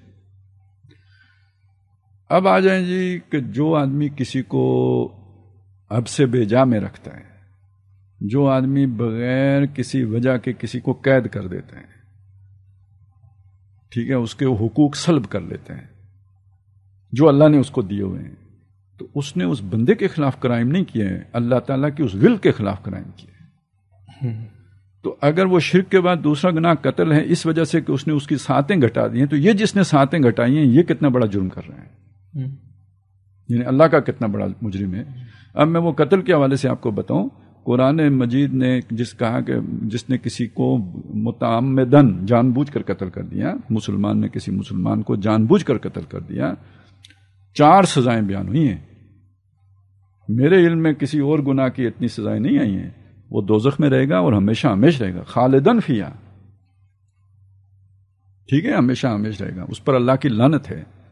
وہ 4 وہاں پہ آپ کو ملیں گی سزائیں جو اللہ تعالیٰ نے بیان کی ہیں، جو اسے ملیں گی. اچھا خالد صاحب، ایک میں ویسے پوچھنا چاہ رہا ہوں آپ سے کہ کیا اس جرم کو، یہ انفورس ڈس اپیرنس جو ہے، اس کو ہم اس سے کر سکتے ہیں وہ جو ایک اسلام کے اندر سزا ہے جو لوگ کسی آزاد شخص کو پکڑ کے غلام بنا لیتے ہیں؟ ہاں بالکل، یہ میں اسی طرف آ رہا ہوں. یہ اس سے بھی بعض اعتبارات سے بڑی شے ہو جاتی ہے. اچھا، اس معاملے میں جو نبی صلی اللہ علیہ وسلم کی تعلیمات تھی، ظاہر ہے وہ ان تعلیمات سے جو ان کے قریبی ترین صحابی ہیں وہ زیادہ واقف ہیں نا. ایک واقعہ ہوتا ہے کہ حضرت عمر رضی اللہ تعالیٰ عنہ کو اطلاع ملتی ہے کہ جو میرا خیال ہے کوفے کا گورنر تھے، جنہوں نے اپنے گھر کے باہر ایک 4 دیواری بنائی تھی اور وہاں دربان کھڑا کر دیا تھا. انٹرنس پر دربان کھڑا کر، کوئی آئے تو دربان سے پوچھ کے آئے گا. تو جب حضرت عمر کو معلوم ہوا تو وہ بہت غصہ ہوئے. انہوں نے اسی وقت ایلچی بھیجا. ظاہر اس زمانے میں یہ والی خاردار تاریں تو تھی نہیں اور یہ ساری دیواریں پختہ تو نہیں تھیں، وہ باڑ لکڑی کی وہ انہوں نے بنائی تھی. تو انہوں نے کہا پہلے جا کے اسے آگ لگانا، بعد میں میرا خط اسے دینا. یعنی خط بعد میں دینا، پہلے جا کے آگ لگانا اس جو 4 دیواری بنائی ہے. اور خط میں کیا تھا کہ لوگوں کو ان کی ماؤں نے آزاد جنا ہے، تم نے انہیں غلام کب سے سمجھ لیا ہے. آپ ذرا اس کو تجزیہ کریں سر کہ بھئی وہ اگر اپنی مرضی سے تمہارے گھر نہیں آ سکتے، تمہارا پبلک پلیس ہے، یہ گورنر ہو تم، اگر ان کو یہاں آنے کی آزادی نہیں ہے، اس کا مطلب غلام ہے. تو ان کی ماؤں نے انہیں آزاد جنا، تم نے انہیں غلام کب سے سمجھ لیا. اب گورنر صاحب بندہ ہی اٹھا کے اندر بند کر رہے ہیں. تو آپ ذرا سمجھیں کہ کتنا بڑا جرم ہے. یہ اس کی دینی پوزیشن ہے. اللہ کے ہاں کتنا بڑا جرم ہے, قانون کی نظر میں کتنا بڑا جرم ہے, نہیں اسلامی قانون کے روپ میں. مصیبت یہ ہے کہ ہمارے فقہاء 3 طلاقوں پر تو حضرت عمر کا بڑا خیال رکھتے ہیں کہ انہوں نے فیصلہ کیا تھا طلاق 3 ہیں تو 3 ہی ہیں. اس جیسے مسئلوں پر کوئی توجہ ہی نہیں دیتے. غیر حاضر زمینداری, زمین کا سود, جاگیرداری, اس پہ جو حضرت عمر رضی اللہ تعالیٰ عنہ کے جو فیصلے ہیں ان کو نہیں دیکھیں گے, یہ والی چیزیں نہیں دیکھیں گے. تو بہرحال یہ دینی اعتبار سے بہت بڑا جرم ہے کسی کو اس طرح جبراً وہ بغیر کسی عدالتی کارروائی کے پابند سلاسل کر لینا. باقی ہر جرم کے عذر ہوتے ہیں. دنیا میں کوئی جرم ایسا نہیں جو جرم سمجھ کے کیا جاتا ہو, اس کی کوئی نہ کوئی جسٹیفیکیشن ہوتی ہے جو دے کے کیا جاتا ہے. بلکہ کہتے ہیں کہ کرائمنالوجی کا پہلا اصول ہی یہی ہے کہ ہر مجرم جو جرم کرتا ہے اس کا ایک جواز پہلے تراشتا ہے. اس کے بغیر اصل میں اعضاء کے اندر جو ہے نا وہ فلو نہیں آتا جو جرم کرنے کے لیے درکار ہوتا ہے, کیونکہ بریک آ جاتی ہے نا. آپ کا ضمیر ملامت کر رہا ہوتا ہے, ایک یعنی وہ لذت رہتی نہیں, تو پہلے اس کی جسٹیفیکیشن تراشی جاتی ہے. وَلْيَرْضَاهُ وَلْيَقْتَرِفُوا مَا هُمْ مُقْتَرِفُونَ, تو جسٹیفیکیشن ان کو راضی کر دیتی ہے وہ کام کرنے پہ, اور پھر وہ کرتے چلے جاتے ہیں جو وہ کر رہے ہوتے ہیں. تو عذر گناہ کے بغیر گناہ نہیں کیا جا سکتا. تو آپ یہ جتنی بھی جسٹیفیکیشن جو ہم نے بھی دی ہیں جی, جب وہ ادھر آ کے دیکھیں گے نا تو پھر وہ ساری جو ہے نا وہ ایک اللہ سے ڈرنے والے بندے کے لیے ان میں سے کوئی جسٹیفیکیشن نہیں ہے. خضر والا کردار تو ہم نے بھی یہ تو ہم ایسے اس مطلب اس کی علت بیان کر رہے ہیں کہ اس وجہ سے یہ ہو رہا ہے, ٹھیک ہے نا, لیکن یہ اس کا جواز نہیں ہے. صحیح, بالکل صحیح. تو ٹھیک ہو گیا مہتاب بھائی, وہ کچھ بس آخر میں کینیڈا کا تھوڑا سا میرے خیال میں 2 ایشوز ہیں جو بہت امپورٹنٹ ہیں اس وقت, اس کے اوپر تھوڑی سی بات ہم کر لیتے ہیں. ایک تو یہ انڈیا اور کینیڈا کا ہے, اور ایک سعودیہ اور اسرائیل یہ بھی اس وقت بہت امپورٹنٹ چیز جو ہے نا وہ ہو رہی ہے. تو انڈیا اور کینیڈا کا جو ایشو ہے, خالصتان تحریک دوبارہ سے انڈیا کے اندر کھڑی ہو گئی ہے. اصل میں اس قسم کی جتنی بھی چیزیں ہوتی ہیں نا, جب آپ انہیں طاقت سے دبا لیتے ہیں نا تو کچھ عرصے کے لیے دبتی ہیں. وہ آئیڈیالوجی مرتی نہیں ہے, یہ ہمیشہ ہم نے دیکھا. تو انڈیا کے اندر بھی یہی ہوا تھا کہ اس آئیڈیالوجی کو دبا لیا گیا تھا. 84 کے بعد کے جتنے بھی واقعات تھے وہ 90s تک آتے آتے بڑی حد تک دبا لیے گئے تھے. کوئی ہم نے بھی لسٹیں دے دی تھی, کچھ مطلب بہت ساری اس کی وجوہات ہیں. کچھ چیزیں ہوئی, کچھ اندر کے لوگ ان میں سے پھوٹ پڑ گئی, کچھ جو ہے فیکٹرز اور آ گئے تھے. لیکن بہرحال وہ آئیڈیالوجی زندہ رہی, اور پھر اس آئیڈیالوجی نے اس کے بعد وہ نسل جس نے بھگتا تھا وہ خوفزدہ بھی ہو گئی. لیکن ایک اگلی جو نسل آئی تو نیا خون آیا تو اسے مل گیا. وہ نغموں کی صورت میں بھی اٹھا, وہ جو ہے کمپینز کی صورت میں بھی چلا, وہ اس میں سوشل میڈیا نے بھی ایک کردار ادا کیا. تو اس کے اگینسٹ جو ہے نا انڈینز نے یہ کیا کہ اس دفعہ اس طریقے سے انہوں نے وہ جو پچھلی دفعہ ہلہ بولا تھا نا گولڈن ٹیمپل کے اوپر اور پنجاب پورے کے اوپر, اس دفعہ ذرا مختلف اسٹریٹجی انہوں نے اختیار کی. اس دفعہ انہوں نے ٹارگٹ کلنگ شروع کی. انڈیا کے اندر بے شمار ٹارگٹ کلنگ ہوئی ہے. مطلب ایک مشہور ان کا گلوکار تھا, سنگر تھا, ہاں سدھو موسے والا, اس کی ٹارگٹ کلنگ ہوئی. وہ خالصتان کے حامی تھا. اسی طرح لاہور میں ایک ٹارگٹ کلنگ ہوئی. برطانیہ میں زہر دے کے ایک جو ہے نا خالصتانی رہنما کو مارا گیا. کینیڈا چونکہ بہت بڑا مرکز ہے اور سکھوں کی پاپولیشن پنجاب کے بعد, انڈین پنجاب کے بعد سب سے زیادہ کینیڈا کے اندر ہے. تو وہاں پہ میں سمجھا ہمارے دانشوروں کا ہی مرکز ہے. نہیں وہ بہت زیادہ, اور یہ خیر ایک طویل ہسٹری ہے اس کی کہ یہ مطلب 18ویں صدی کے آخر میں جو ہے نا سکھ وہاں پہ گئے تھے کینیڈا کے اندر. تو وہ اس وجہ سے بھی ہے, بعد میں بھی جو ہے وہ یہ جو 1980 کے واقعات وہاں پہ انفلوئنس ظاہر ہے. اس وقت ان کے تقریباً 3 منسٹر ہیں شاید وہاں پہ جو سکھ اس سے تعلق رکھتے ہیں کمیونٹی سے. تو اس وجہ سے جو ہے نا وہاں پہ بھی ٹارگٹ کلنگ جب کی گئی ہے صحیح, تو اس کا ریئیکشن آیا. ظاہر ہے مطلب شاید پاکستان کے ریئیکشن اس طریقے سے نہیں دے سکتا, یا دیگر جو ہے نا برطانیہ وہاں تو وزیر اعظم جو ہے نا وہ بہت اسٹرانگلی اس کو ریئیکٹ کیا انہوں نے. اس میں ایک چھوٹی سی چیز اور بھی ہے کہ شاید بہت کم لوگوں کی نظروں سے گزرا ہے کہ آج سے کوئی 3-4 مہینے پہلے ایک امریکن وزیر خارجہ کا چائنا کا وزٹ بھی ہوا تھا، اور اس وزٹ کے بعد بھی کچھ چیزیں آ رہی تھی کہ اگر چائنا امریکہ کے تعلقات جو ہے وہ کچھ بہتری ان میں آ جاتی ہے تو یہ مختلف تجزیہ کار اس کے اوپر بات کر رہے تھے. تو اس کا مطلب ہے کہ انڈیا کو جو امیونٹی حاصل ہے اس وقت وہ برقرار نہیں رہے گی. ٹھیک، وہ جو بدماشی کر رہا ہے، ہاں وہ جو کھلی بدماشی جس طریقے سے ہو رہی ہے تو وہ والی چیز نہیں رہے گی. وہاں مائنورٹیز کے ایشوز بھی آئیں گے. ہم نے بھی ڈسکس کیا تھا یہاں پہ، یہ بھی چیزیں کی تھی. ہم نے کہا تھا نا دو یا جنگ کی صورت ہے یا صلح کی صورت ہے، تو دونوں صورتوں میں کیا اس کے نتائج نکلیں گے. تو یہ دیکھیں کہ وہ وہاں پہ ہوا، اس کے 2-3 مہینے بعد یہ اتنا اسٹرانگ ری ایکشن آیا. اور اس میں بھی گارجین کی ایک رپورٹ ہے کہ یہ جو تھی انٹیلیجنس شیئرنگ کہ وہاں پہ را نے قتل کروایا ہے، را یا انڈین انٹیلیجنس جو بھی تھی اس نے جو قتل کروایا ہے، اس کی انٹیلیجنس شیئرنگ امریکن انٹیلیجنس نے کینیڈین انٹیلیجنس کو دی ہے. اچھا، یہ گارجین کی رپورٹ ہے. اور اس کا مطلب یہ ہے کہ چیزیں جو ہے نا وہ انفولڈ ہونا شروع ہو گئی ہیں. یہ ایک چھوٹی سی ابتدا ہم اسے کہہ سکتے ہیں. آگے دیکھتے ہیں کہ کیا بنتا ہے اس کی. صحیح. اور مطلب خیر خالد صاحب نے تو تبصرہ کر دیا ہے کہ یہ انتہا پسندی تو لیکن اس کو اگر آپ دیکھیں نا، اس سے کہ بس ایک نظام کی بساط لپٹ رہی ہے، نیا نظام بساط بچھا رہا ہے، یہ اس کا بھی تقاضا ہے. یہ برطانوی ایسٹس جو بھی ہیں نا، یہ آہستہ آہستہ لپیٹے جائیں گے. ٹھیک ہے، پیر بھی لپیٹے جائیں گے، جاگیردار بھی لپیٹے جائیں گے، یہ ہمارے والے بھی، ٹھیک ہے نا. تو اسی طرح جو انڈیا میں ہیں وہ بھی لپیٹے جائیں گے.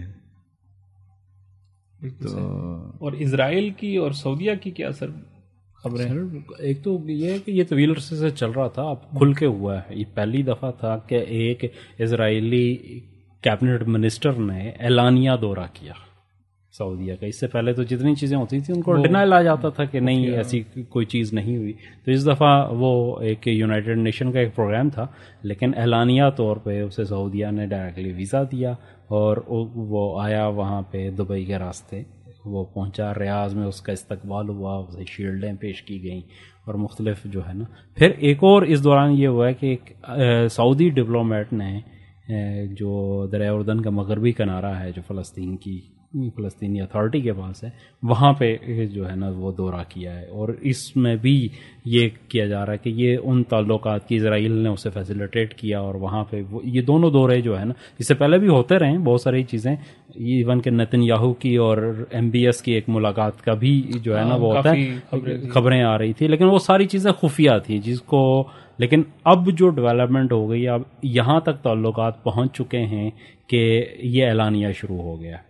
پھر اس میں یہ ہے کہ ایک سعودیہ اور امریکہ کی بہت بڑی اسلحے کی ڈیل چل رہی ہے، اور سعودیہ وہ اسلحہ چاہ رہا ہے جس کو امریکہ نے کہہ رہے ہیں کہ مشروط کیا ہے اسرائیل کے ساتھ تعلقات کے ساتھ. تو اس ڈیل کے نتیجے میں یہ تعلقات جو بن جائیں گے. اور اس کے بعد پھر دوسری اصل میں ایک اور چیز بھی ہے سعودیہ کے اندر جس کی وجہ سے انہیں بڑی ضرورت ہے اس وقت، کہ سعودیہ کے اندر جو ایک خاص طرح کی اپرائزنگ ہو رہی ہے، چونکہ جو اقدامات ہو رہے ہیں اس کا ایک اندرون خانہ ایک سیکٹیرین بھی تھا، دوسرا مذہبی، ان کی نہیں مذہبی مطلب دیکھیں نا حوالے سے آپ جس طرف آپ لے کے جا رہے ہیں قوم کو، تو ظاہر ایک ایلیمنٹ تو ہے وہاں پہ بھی. جب پرویز مشرف نے پاکستان میں کیا تھا تو ایک بہت بڑا ری ایکشن آیا اداروں کے اندر سے آیا تھا، ہر جگہ سے آیا تھا. تو سعودیہ نے جتنا بڑا جو ہے نا کروٹ لی ہے، تو وہاں چونکہ منارکی ہے، وہاں پہ بادشاہت ہے، تو وہ چیزیں اس طریقے سے تو نہیں ہے کہ لوگ اٹھا کے سڑکوں پہ آ جائیں اگلے دن پروٹیسٹ کرنے شروع، لیکن اندر خانے بہت کچھ ہو رہا ہے. پھر شاہی خاندان میں ڈویژن وہاں پہ ہوئی جو MBS کے جو کراؤن پرنس بننے کی وجہ سے جو شروع ہوئی ہے، اس میں کتنے لوگ ہیں جو غائب ہیں، جو آج تک منظر عام پہ نہیں ہے وہ ساری. تو اس کی جو جاسوسی کرنے کے لیے بھی انہیں اسرائیل کی بڑی ضرورت ہے. سعودیہ کو اسرائیل کی ڈائریکٹلی اپنے لوگوں کی جاسوسی کے لیے جو اسرائیل کا جاسوسی نیٹ ورک ہے خصوصاً سوشل میڈیا کے اوپر ان کا انفلوئنس وہ چاہیے. پھر دوسری چیز یہ سعودیہ کے لیے ضرورت یہ ہے کہ جو مغربی ممالک کے اندر جو سعودیہ کے اندر وائلیشنز ہیں ہیومن رائٹس کی اور دوسرے چیزوں کی جو سامنے آ رہی ہے، اس کو کاؤنٹر کرنے کے لیے بھی انہیں اسرائیلی لابی کی یا یہودی جو لابی ہے اس کی مغربی ممالک کے اندر ضرورت ہے. اور اسرائیل کو اپنے آپ کو منوانے کے لیے، چونکہ اسرائیل کے حوالے سے بھی یہ چیزیں ویسٹ میں بہت تیزی سے ہو رہی ہیں، تو وہ بھی یہ چاہ رہے ہیں کہ سعودیہ اگر تسلیم کر لیتا ہے تو سعودیہ چونکہ امت مسلمہ کا ایک سو کالڈ لیڈر تو ہے جو مانا جاتا ہے، وہ معتمر عالم اسلامی ہو یا OIC ہو یا کسی بھی پلیٹ فارم پہ ہو، تو یہاں سے تسلیم ہونے کا مطلب یہ ہے کہ ویسے جس طریقے سے انہوں نے سوڈان کی بازو مروڑ کے وہاں سے تسلیم کروایا یا UAE نے کیا، اور وہ اپنی جگہ پہ ان کی ہے، لیکن سعودیہ اگر کرے گا تو اس کی سگنیفیکینس بہت زیادہ ہو جائے گی. اور مطلب جیسے پاکستان انڈیا کے ساتھ نارمل ہو جائے نا، تو اب کشمیریوں کے ساتھ انڈیا جو مرضی کرے کر لے، ٹھیک ہے. تو اسی طرح جب سعودیہ اور اسرائیل ایک ہو جائیں گے تو اب فلسطینیوں کے کو جس طرح مرضی کون بولے گا ان کی جگہ. لیکن پاکستان میں بھی تو جب یہ خبریں چلتی ہیں، پاکستان میں بھی ادھر ہل جل شروع ہو جاتی ہے. ہل جل والے لوگ تو پہلے بھی ہیں، لیکن پچھلے 2-3 ہفتوں سے دوبارہ وہ ڈبیٹ انیشیٹ ہوئی میڈیا کی. تسلیم کرو، ظاہر بات ہے وہ کہتے ہیں کہ ہمیں اپنا پاکستان فرسٹ والا وہ جو روح ہے وہ دوبارہ زندہ ہو جاتی ہے. وہ مردہ روح میں جان پڑتی ہے. ویسے وہ آپ کو یاد ہے ہم نے کوئی 10 سال پہلے سائٹ ان سائٹ میں یہ پیشن گوئی کی تھی کہ جناب یہ سعودی عرب اور اسرائیل جو ہے نا یہ ایک بلاک میں آئیں گے. تو دیکھیں اصل میں زمینی حقائق ہوتے ہیں، ان کا انکار نہیں کیا جا سکتا. یہ وہ چیزیں شریعت کا تقاضا ایک بالکل علیحدہ ہے، وہ تو اس کی موٹیویشن زمینی حقائق نہیں ہوتے، صحیح، اس کی موٹیویشن ایمان ہوتا ہے. اگر آپ میں ایمان ہے، اللہ کا خوف ہے، تو شریعت مقدم ہوگی. اگر وہ ایمان نہیں ہے تو پھر جو شے مقدم ہوگی وہ زمینی حقائق ہوگی. تو بظاہر فائدہ اسرائیل کا بھی سعودیہ کے ساتھ تعلقات بنانے میں اور سعودیہ کا بھی اسرائیل کے ساتھ تعلقات بنانے میں ہے، اور یہ اگر بن جاتے ہیں تو ظاہری طور پر دونوں کا فائدہ ہے. ٹھیک ہے، سعودیہ کا بھی. اچھا ویسے تعلقات ہمارے سامنے اب بن رہے ہیں، ٹھیک ہے. مطلب یہاں لا کے اسرائیل کو آباد کرنے والا کون؟ برطانیہ. تو اس شاہی خاندان کو بادشاہ دینے والا کون؟ برطانیہ. تو دونوں اپنی اپنی جگہ پہ سلطنت برطانیہ کے وائسرائے کے وہ تھے. تو پہلے ہی سے تعلقات ہوں گے، ہمیں خبر دے رہے ہیں کہ ہم تعلقات اب اعلانیہ کرنے لگے. وہ عدت گھر میں گزار چکے ہوں گے تو اب تو نکاح اعلانیہ مفتی صاحب پڑھانے لگے نا. تعلقات ہاں وہ یہ چیزیں. اچھا ایک تیسرا پہلو بھی ہوتا ہے. تیسرا پہلو ہوتا ہے جو جسے ہم کہتے ہیں نا تکوین کا پہلو. تکوین کے پہلو میں ہوتا ہے جو بھی شرعن بھی ایک چیز غلط ہو رہی ہے تو اس کا گناہ تو ہوتا ہے کرنے والے کو، لیکن اللہ کے منصوبے میں وہی شے فٹ ہوتی ہے. جو زمینی حقائق جس طرف آپ کو لے کے جا رہے ہوتے ہیں تو وہ اللہ کے منصوبہ بھی وہی ہوتا ہے. اب میں اس کی ایک مثال دے دوں. یعقوب علیہ السلام کے بیٹوں نے اپنے بھائی کو جا کے کنویں میں ڈال دیا. شرعن حرام کام ہے. وہ ابھی جو ہم نے بات کی ہے اس کے وہ مرتکب ہوئے، گناہگار ہوئے، سارا کچھ ہوا. وہ ایک بندہ ملا، اعلان کرنا چاہیے تھا ان کو کہ ہمیں یہ بچہ ملا ہے، کس کا ہو، جس کا ہے وہ لے جائے. انہوں نے اعلان کرنے کے بجائے چھپا لیا. وَأَسَرُّوهُ بِضَاعَةً، اپنا مال تجارت سمجھ کے انہوں نے اپنے پاس چھپا لیا اس کو. گناہ کا کام کیا، لے جا کر، یعنی وہ خرکاروں والا کام کیا، لے جا کر انہوں نے مصر میں بیچ دیا. تو اب یہ سارا اگر آپ دیکھو تو سب نے گناہ کیا، لیکن اللہ کا منصوبہ بھی تو یہی تھا کہ یوسف نے مصر جانا ہے. ٹھیک ہے، تو اس جگہ پہ جا کے سارا کچھ اللہ کے منصوبے کے ساتھ جڑ جاتا ہے. بعض اوقات یہ چیز بھی دیکھنا ہوتی ہے کہ یہ کام جو بظاہر برا ہو رہا ہے لیکن ہو رہا ہے تو کیوں ہو رہا ہے؟ وہ اللہ کے اس ماسٹر پلان میں یہ کدھر فٹ ہوتا ہے؟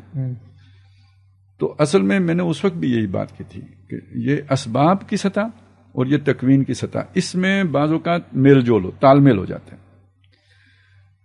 وہ یہ چیز ہے کہ جو ہماری احادیث میں بات آتی ہے کہ حضرت مہدی آئیں گے اور عیسائی فوجیں ان کے مقابلے میں آئیں گی. یہودیوں کا ذکر نہیں ہے، عیسائی فوجوں کا ذکر ہے. اور وہ ہوں گے 80 جھنڈے اور ہر جھنڈے تلے 12,000 ہوں گے. اگر آپ نیٹو کو اس پر قیاس کر لیں تو یہ 9-10 لاکھ کی فوج. ٹیکنالوجی جو پیچھے ہوگی اس کا آپ اندازہ لگاؤ.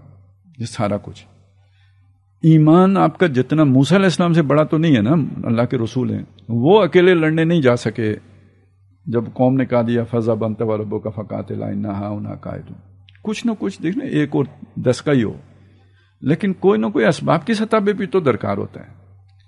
اس ساری ٹیکنالوجی کو سامنے رکھ کے حضرت مہدی کا پورے جزیرت العرب سے ترکی تک ان ساری عیسائی فوجوں کو نکال باہر کرنا، اس کے لیے کوئی اسباب کی سطح پر بھی تو کوئی چیزیں درکار ہیں. تو اصل میں وہ مجھے اس وقت بھی یہی امکان لگتا تھا کہ اپنے مقاصد کے لیے، اپنے مفادات کے لیے اسرائیل کی یہ ضرورت بن جائے گی کہ یہ جو کرسچنز ہیں نا یہ خطے میں نہ آئیں، کیونکہ ان کے خطے میں آنا، یروشلم وہ کل کہیں گے بھائی یہ تو ہمارا قبلہ ہے. لڑائی تو تینوں کی ہے نا. دیکھیں نا، اصل میں مسلمانوں نے جب یروشلم لیا تھا تو یہودیوں سے تو نہیں لیا تھا، عیسائیوں سے لیا تھا. یہودیوں کو وہاں سے کس نے نکالا تھا؟ عیسائیوں نے نکالا تھا. یہودیوں سے دشمنی کون کرتا تھا؟ عیسائی کرتے ہیں. مسلمانوں نے تو خود وہ مانتے ہیں کہ بھائی اسپین کا جو ہمارا قیام ہے وہ سب سے گولڈن ایرا جو ہمارے وہ ہے جو مسلمانوں کا دور تھا. تو مسلمانوں اور یہودیوں میں پھر بھی کوئی نہ کوئی وہ رہا ہے، یہودیوں اور عیسائیوں میں نہیں رہا ہے. اور اسپینش جینوسائیڈ کے بعد انہیں پناہ بھی پھر مسلمانوں نے دی. مسلمانوں نے اپنی وزارت وغیرہ میں بھی ان کو رکھا ہے ساتھ. ٹھیک ہے نا. وہ تو یہ ایسا لگتا ہے. اچھا، جب نبی صلی اللہ علیہ وسلم مدینے آئے تو آپ نے ابتدا میں پیکٹ تو انہی کے ساتھ کیا تھا نا، یہودیوں کے ساتھ ہی کیا تھا. تو وہ اس گریٹر پلان میں یہ لگتا ہے کہ حضرت مہدی کو جو بھی ایک خفیہ، جو بھی ایک ٹیکنالوجی کی اور وہ اس طرح کی، جو جیسے ایران کی مدد کرتا رہا عراق کے خلاف اسرائیل، تو وہ مدد ادھر سے ملنے کا، میں یہ نہیں کہتا حتمی بات نہیں ہے، لیکن مجھے یہ لگتا ہے کہ یہ ایک صورت بنے گی تاکہ وہ عیسائی فوجوں کو خطے سے نکال سکیں. تو یہ مسلمانوں کی قربت ہوگی. لیکن یہ تکوین کی سطح کی بات ہے. جو یہ کرے گا اسے ثواب نہیں ہوگا، کیونکہ جزیرت العرب میں یہودیوں کے ساتھ اس طرح کا پیکٹ کرنے کی اجازت نہیں ہے شرعاً. تو کوئی مسلمان یہ نہیں کر سکتا. خالد صاحب، ویسے سننے میں تو یہ آ رہا ہے کہ آج کل بہت سارے لوگ جو ہے وہ دوبارہ میثاق مدینہ جو ہے اس کا ذکر کر رہے ہیں، اس کا ذکر شروع کر دیا، وہ ساری چیزیں دوبارہ اجاگر ہو. اچھا، اصل میں دیکھیں، اب میں نے بھی وہ کہا تو جس کانٹیکسٹ میں میں نے کہا اسی کانٹیکسٹ میں وہ کہہ رہے ہوتے ہیں. ٹھیک ہے، اس کو دلیل بنا رہے ہوتے ہیں، لیکن اپنے غلط کام کی دلیل بنا رہے ہوتے ہیں. دیکھیے، جب وہ میثاق مدینہ ہوا تھا، قرآن مجید ابھی مکمل نہیں ہوا. اس وقت تک اس کی گنجائش تھی، اللہ نے وہ گنجائش دی. نبی صلی اللہ علیہ وسلم نے کیا تو ایک جائز پیکٹ تھا. ٹھیک ہے، وہ ہو گیا. اس کے بعد جب قرآن مجید میں آ گیا کہ اب یہ یہاں پہ نہیں رہے، بلکہ نبی صلی اللہ علیہ وسلم کے فرامین بھی ہیں کہ یہ جزیرۃ العرب میں اب یہ نہیں رہ سکتے اور نکال دو ان کو جزیرۃ العرب سے. تو اب کسی کے پاس یہ رائٹ نہیں ہے کہ ان کے ساتھ اس طرح کا پیکٹ کریں. ہاں، پاکستان میں کوئی میثاق مدینہ کرتا ہے تو کر سکتا ہے، ایران میں کرتا ہے تو کر سکتا ہے، جزیرۃ العرب میں کوئی نہیں کر سکتا. اچھا، ٹھیک ہے نا. وہ تو حدیثیں موجود ہیں. یہیں سے تو یہ سارا جھگڑا شروع ہوا تھا، یہ جو اسامہ والا جھگڑا تھا. ٹھیک ہے. تو بہرحال کہنے کا میرا مقصد یہ ہے کہ بھئی ہونا تو ہے، یہ تو تقدیر ہے، لیکن کرنے والے گناہگار ہیں. یہ جو تکوین کو اور تشریح کو علیحدہ علیحدہ جو نہیں سمجھتے ان کو کافی دقت ہوتی ہے اس طرح کے مضامین سمجھنے میں. لیکن یہ چیزیں، اس لیے میں نے وہ مثال دی یوسف علیہ السلام والی.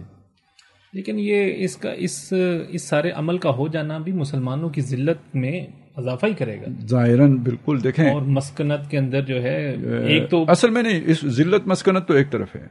یہ ثبوت ہوگا، اس دلیل ہوگی اس چیز کی کہ انہیں اپنے اسلام سے کوئی غرض نہیں ہے. اپنے عرب نیشنلزم اسلام پر فوقیت لے گیا. وہ جو تھا نا سب سے پہلے پاکستان، یعنی وہ چیز، وہی فلسفی وہاں بھی آ گئی ہے. اللہ کیا کہتا ہے، رسول کیا کہتے ہیں، دین کا تقاضا کیا ہے، اس سے کوئی غرض نہیں ہے. وقت کا تقاضا کیا ہے، اور یہ ذلت اصل ہے. اور دوسری اچھا، اور اسی کے نتیجے میں وہ جو آگے ہونا ہے نا، جو خبریں ہیں حدیثوں میں کہ بھائی ویل للعرب، عرب کے اوپر جو اتنی بڑی تباہی من شر اقترب، اس شر سے کہ جو قریب آ گیا ہے، اس کے لیے جواز کیا. ٹھیک ہے. اور اس میں یہ ہے کہ جس کے 100 بیٹے ہوں گے 99 مارے جائیں گے. تو اس کا بھی تو کوئی جواز، مطلب کوئی جرم بھی تو اتنا بڑا ہونا چاہیے نا کہ جس کے نتیجے میں یہ ہو. تو وہ یہ جرم ہے. عیاشیاں تو ہیں، لیکن عیاشیوں سے بڑھ کر پھر دین کے ساتھ اس لیول کی غداری ہے کہ آپ اس کے ساتھ جو ہے وہ جانتے بوجھتے ہوئے. لیکن اس کے ساتھ اس کو بیلنس اس میں ہمیشہ رکھیں کہ عرب بحیثیت مجموعی جو ہے نا، سب کے سب یہ اس لپیٹے میں نہیں آئیں گے. انہی میں سے وہ بھی اٹھیں گے کہ جن میں پھر حضرت مہدی بھی ہوں گے. ٹھیک ہے نا.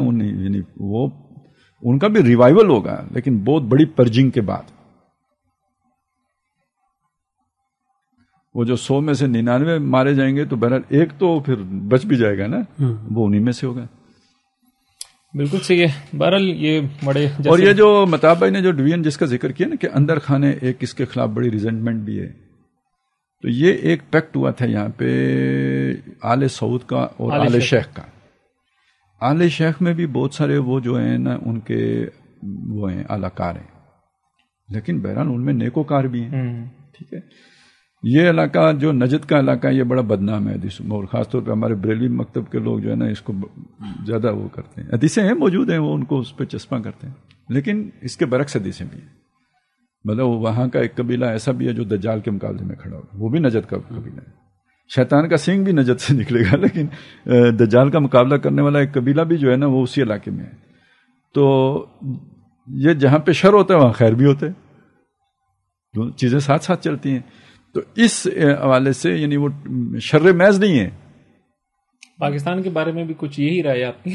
پاکستان کے بارے میں بھی ہے کہ خیر کی طاقتیں بھی اچھی سے اچھی یہاں مل جائیں گی اور شر کی طاقتیں بھی مل جائیں گی. بڑے سے بڑے اصل میں یہ جو ہم وہی نا, چونکہ ہم نے سائنس پڑھی ہوتی ہے تو سائنس میں یا پازیٹیو کرنٹ ہوتا ہے یا نیگیٹو کرنٹ ہوتا ہے. ایسا ہی ہوتا ہے نا جی. تو وہاں چیزیں بہت کرسٹل کلیئر ہوتی ہیں, بلیک اینڈ وائٹ ہوتی ہیں.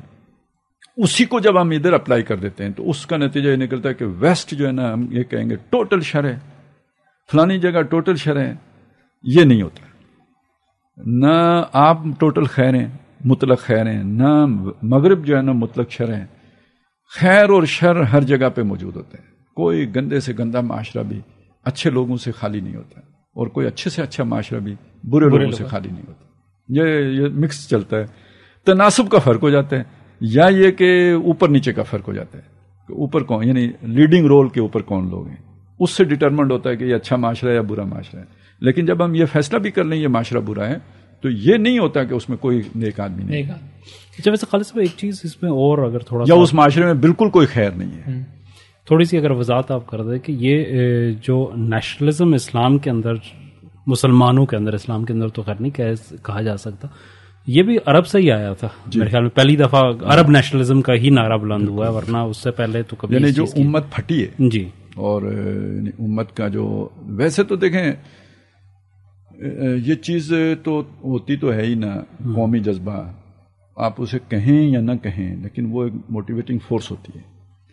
اور وہ ایوبی کے پیچھے بھی تھی, ہر مطلب یہ سلجوق ہیں, عثمانی ہیں, سب کے پیچھے ہوتی تھی. لیکن اسے باقاعدہ ایک سلوگن دے کے نا جو امت کو پھاڑا ہے پہلی مرتبہ وہ عربوں نے پھاڑا اور ترکوں کے خلاف بغاوت کی. اور اب تو یہ چیزیں ڈی کلاسیفائڈ ہو گئی ہیں کہ اس کے پیچھے برطانیہ تھا. یعنی عربوں کی اس بغاوت کے پیچھے وہ جو نا شریف حسین والی مکہ. والی مکہ کا مطلب کیا ہے؟ ترکوں نے اسے والی بنایا, گورنر تھا. میر جعفر میر صادق کو تو بہت روتے ہیں, لیکن اس کو انہوں نے لارا لپا لگایا کہ یہ پورے عرب کی حکومت تمہیں دیں گے, ملوک العرب. ہاں وہ بنائیں گے تمہیں. یہ اس نے بغاوت کروائی. خانہ کعبہ کے اندر ترک فوجیوں کو انہوں نے ذبح کیا. انہوں نے 9 مئی کی طرح جوابی کارروائی نہیں کی. یہ انہوں نے کیا نا, ترکوں نے جوابی کارروائی نہیں کی کہ وہ حرم کی حرمت کا خیال رکھا, مرے. اور پھر یہ انگریزوں کی مدد سے یہ سارا کچھ ہوا, لیکن انہوں نے اپنا وعدہ پورا نہیں کیا. یہ ہوتا ہے. پھر ان کے خلاف پھر یہ وابی تحریک کھڑی کر دی, ان کو بدعتی بنایا, اور پھر آگے آل سعود آ گئے. یہ ان کا جو عبدالعزیز تھا نا, عبدالعزیز بڑا جی, ابن سعود, ابن سعود ہی نا, عبدالعزیز بن سعود. لیکن یہ خاندان تو پھر وہ اردن اور اس یعنی وہ آل شریف تو وہ اردن کے وہ پھر اردن کی طرف دھکیلے گئے نا. صحیح, ٹھیک ہے نا. نہیں تو یہ سارا علاقہ ان کے پاس تھا, انہوں نے نکال باہر کیا یہ جو آل سعود تھے. اور پھر یہ جا کے تو ادھر سے بھی کیا ملا, لبنان, شام کرتے کرتے صرف اردن ہی ملا نا, اردن ہی ملا, تخلیق کیا گیا. اور یہ ان جو ہے نا, یہ جو شاہ حسین تھا یہ اسی کی اس میں سے کہ ان کو خادم حرمین شریفین بنا دیا گیا اور ان کو خادم الاقصی بنا دیا گیا. خادم الاقصی ہو گیا. پھر وہ اقسا ان سے لے لی گئی 1967 میں وہ بھی چلی گئی، لیکن ابھی بھی وقاف انہی کے انڈر ہے. جو اقسا کی ذمہ داری ہے وہ اردن کا وقاف ہی کرتا ہے. ٹائٹل برقرار ہے. ٹائٹل برقرار. چلیں جی، بہت شکریہ. کافی دلچسپ بحث رہی اور تاریخی رخوں سے کچھ چیزیں سامنے آئیں. اور اجازت چاہتے ہیں ناظرین سے، اس حوالے سے آپ کا کوئی فیڈ بیک ہو تو ضرور ہم سے شیئر کریں. اگلے پروگرام تک مجھے، خالد صاحب کو، مہتاب عزیز بھائی کو اجازت دیجیے. پھر ملاقات ہوگی. السلام علیکم.